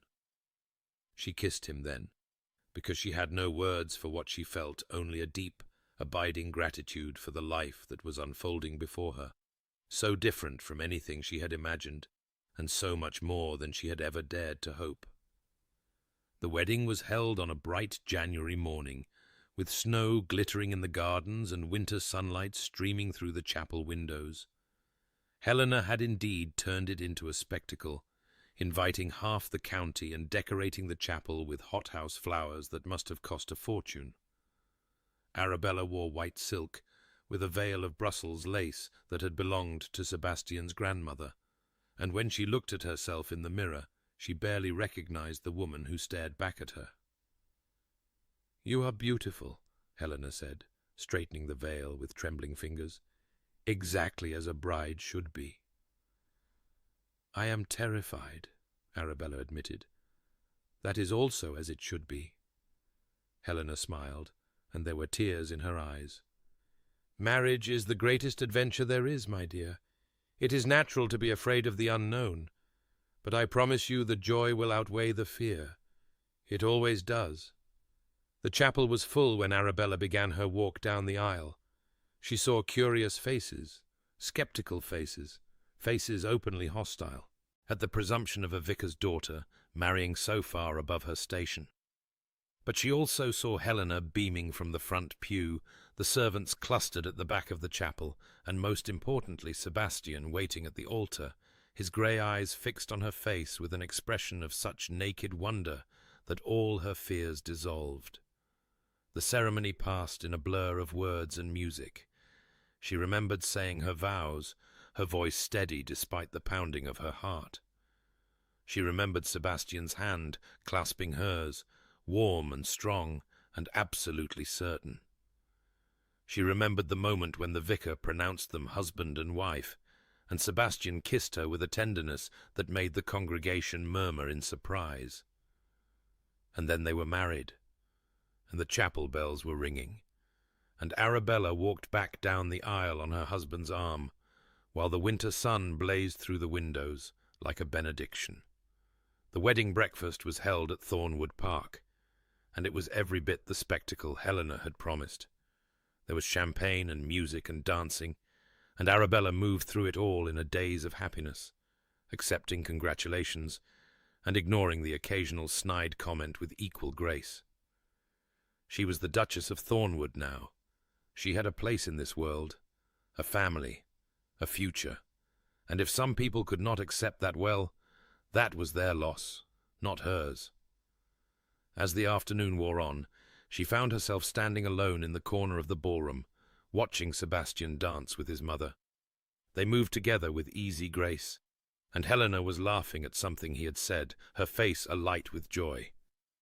"You have made him happy." The voice came from behind her, and Arabella turned to find Marcus standing in the shadows of the doorway. Her heart stuttered in her chest. "You came." "I received my mother's invitation." He stepped forward, and she saw that he looked different, older, somehow, the boyish carelessness replaced by something more weathered. "I almost did not come. I spent 3 days arguing with myself about it, but in the end," he shrugged, "he is my brother, and you are going to be my sister. I could not let this day pass without at least offering my congratulations." "Marcus." She reached out to touch his arm. "I am so sorry for how things—" "Do not." His voice was gentle but firm. "Do not apologize for finding happiness.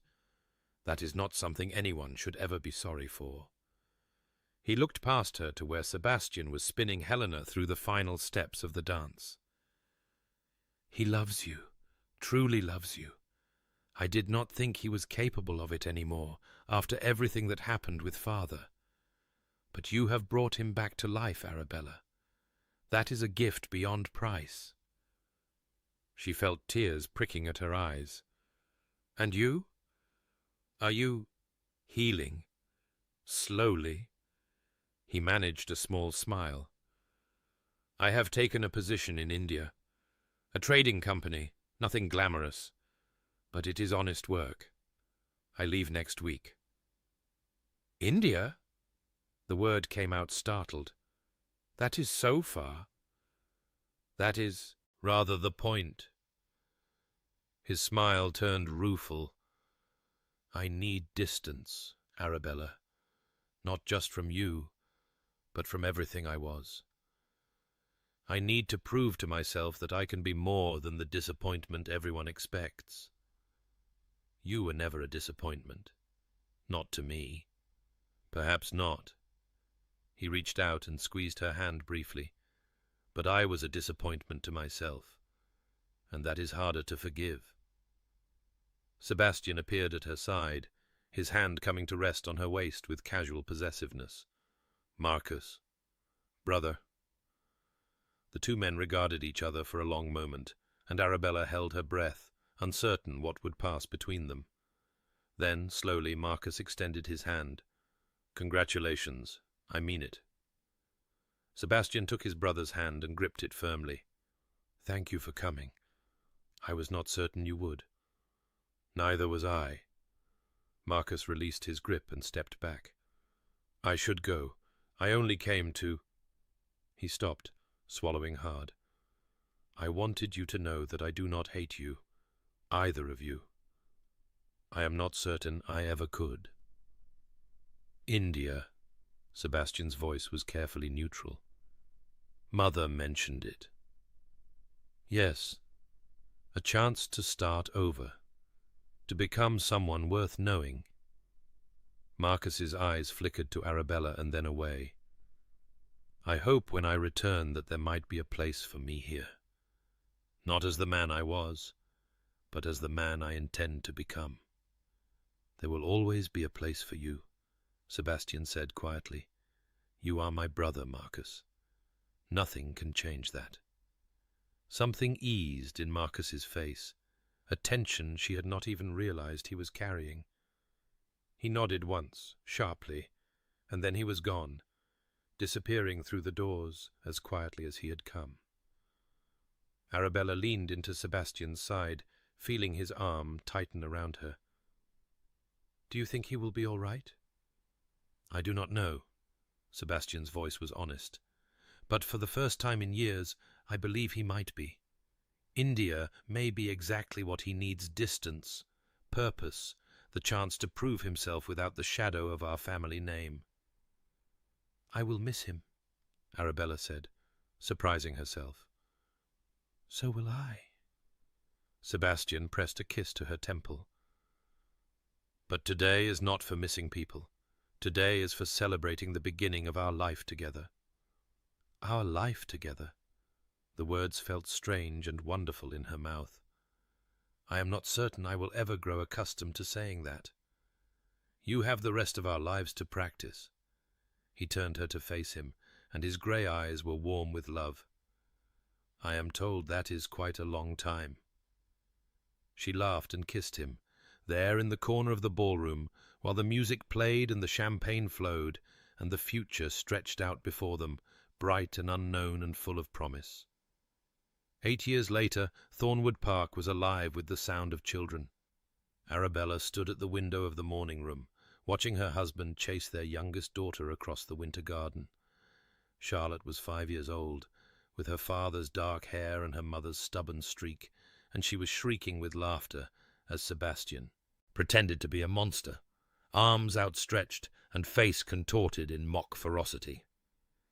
Inside the house, their 2 older children were ostensibly studying with their tutor, though Arabella suspected that 7-year-old Richard was sneaking glances at his adventure novels instead of his Latin primer, and 9-year-old Eleanor was probably helping him rather than correcting him. Eleanor was serious and responsible, so like Sebastian in temperament that it sometimes took Arabella's breath away, while Richard was all mischief and charm, a reminder of the uncle who had sailed away to India and slowly, over the years, become a man worth knowing. You are smiling, Helena observed from her chair by the fire, that secret smile you get when you are thinking about how happy you are. Arabella turned to find her mother-in-law watching her with knowing eyes. Helena was 71 now, her hair entirely white and her movements slower than they had once been, but her mind was as sharp as ever, and her delight in her grandchildren was boundless. I was thinking about the past, Arabella admitted, crossing to sit beside Helena, about how different my life is now from anything I imagined. And is it a good different? The best different? Arabella took Helena's hand, feeling the fragile bones beneath the papery skin. I was so afraid when I first came here, afraid of being invisible, of being forgotten, of never mattering to anyone, and now you are the center of a family that adores you." Helena squeezed her hand. "I knew you would be, from the first moment I saw you. There was something about you, Arabella, a light that needed only the right circumstances to shine. You gave me those circumstances, you and Sebastian. We gave you opportunity. You did the rest." Helena's eyes drifted to the window where Sebastian had caught Charlotte and was now spinning her in circles while she shrieked with delight. "My son was dying before you came, you know. Slowly, quietly, but dying nonetheless. He had convinced himself that duty was enough, that feeling nothing was preferable to feeling pain. You showed him that he was wrong. He showed himself." Arabella watched her husband set their daughter down, watched him look up toward the window where he knew she would be standing. Even from this distance, she could see his smile, the smile that was still rare, still precious, still capable of making her heart race after 8 years of marriage. "I only gave him a reason to try. That is more than anyone else managed." Helena settled back in her chair, her expression softening into something like peace. "I used to worry so much about him, about both my boys, Marcus with his recklessness, Sebastian with his ice. I thought I would go to my grave watching them destroy themselves in different ways. And now? Now I have 3 beautiful grandchildren, a son who laughs again, and another son who writes from Calcutta about the trading company he has built and the woman he intends to marry." Helena smiled. "Marcus is returning next month, did you know? He wants to introduce her to the family before the wedding." "I know." Arabella felt a complicated rush of emotion at the thought. Marcus had been a shadow in their lives for years, present only through letters and occasional gifts for the children. The wound of the past had healed, but slowly, and there were still moments when Arabella caught Sebastian looking at his brother's portrait with an expression of mingled regret and hope. But Marcus was different now. His letters spoke of hard work and self-discipline, of failures faced and lessons learned. He had become, against all expectations, a man of substance, not despite his exile to India, but because of it. "I am glad he is coming home," Arabella said. "It has been too long." 8 years. Helena's voice was soft. "The same length of time you have been married. I suppose that is fitting, somehow. One story ending as another begins." The door burst open, and Charlotte came tumbling through, her cheeks flushed and her dark curls wild from play. "Mamma! Grandmamma! Papa says we are to have hot chocolate, because it is too cold for any more chasing. May we? Please?" "You may," Arabella said, laughing as her daughter launched herself into her lap with all the graceless enthusiasm of childhood. "But only if you promise to sit still long enough to drink it." "I will try," Charlotte said, which was not quite a promise, but was likely the best that could be hoped for. Sebastian appeared in the doorway a moment later, snow dusting his dark hair and his grey eyes bright with exertion. He was 40 now, the silver at his temples more pronounced, the lines around his eyes deeper than they had been when she first knew him. But he was handsome in a way he had never been before, not because his features had changed, but because happiness had softened them, had turned severity into warmth and coldness into quiet strength. "Hot chocolate is on its way," he announced, crossing to press a kiss to Arabella's temple before settling into the chair beside her. "Though I suspect the kitchen thinks I have lost my mind, requesting it at 3 in the afternoon." "You have lost your mind," Arabella said, "but it was lost years ago, and I have no intention of helping you find it." "Good." He reached over to capture her hand, lacing his fingers through hers. "I have no desire to be sane again. Sanity was terribly dull." Charlotte had wriggled off Arabella's lap, and was now pestering her grandmother for a story. and Helena was obliging with a tale that seemed to involve dragons and princesses and an improbable number of magical swords. Arabella leaned into her husband's side, feeling his warmth against her shoulder, and let the sounds of her family wash over her like music. "What are you thinking?" Sebastian asked softly. "I am thinking that I am glad I came to Thornwood Park, glad I stayed, glad that you gave me a book of Virgil and looked at me like I mattered." "You did matter. You always mattered." He brought their joined hands to his lips and kissed her knuckles. "I was simply too blind to see it at first." "We were both blind, but we found our way in the end." "We did." He turned to look at her, and his grey eyes held everything she had ever wanted: love, admiration, partnership, hope. "And we will keep finding our way, together, for all the years to come." The door opened again, and Eleanor and Richard tumbled through, lured by the promise of hot chocolate and the sound of their sister's laughter.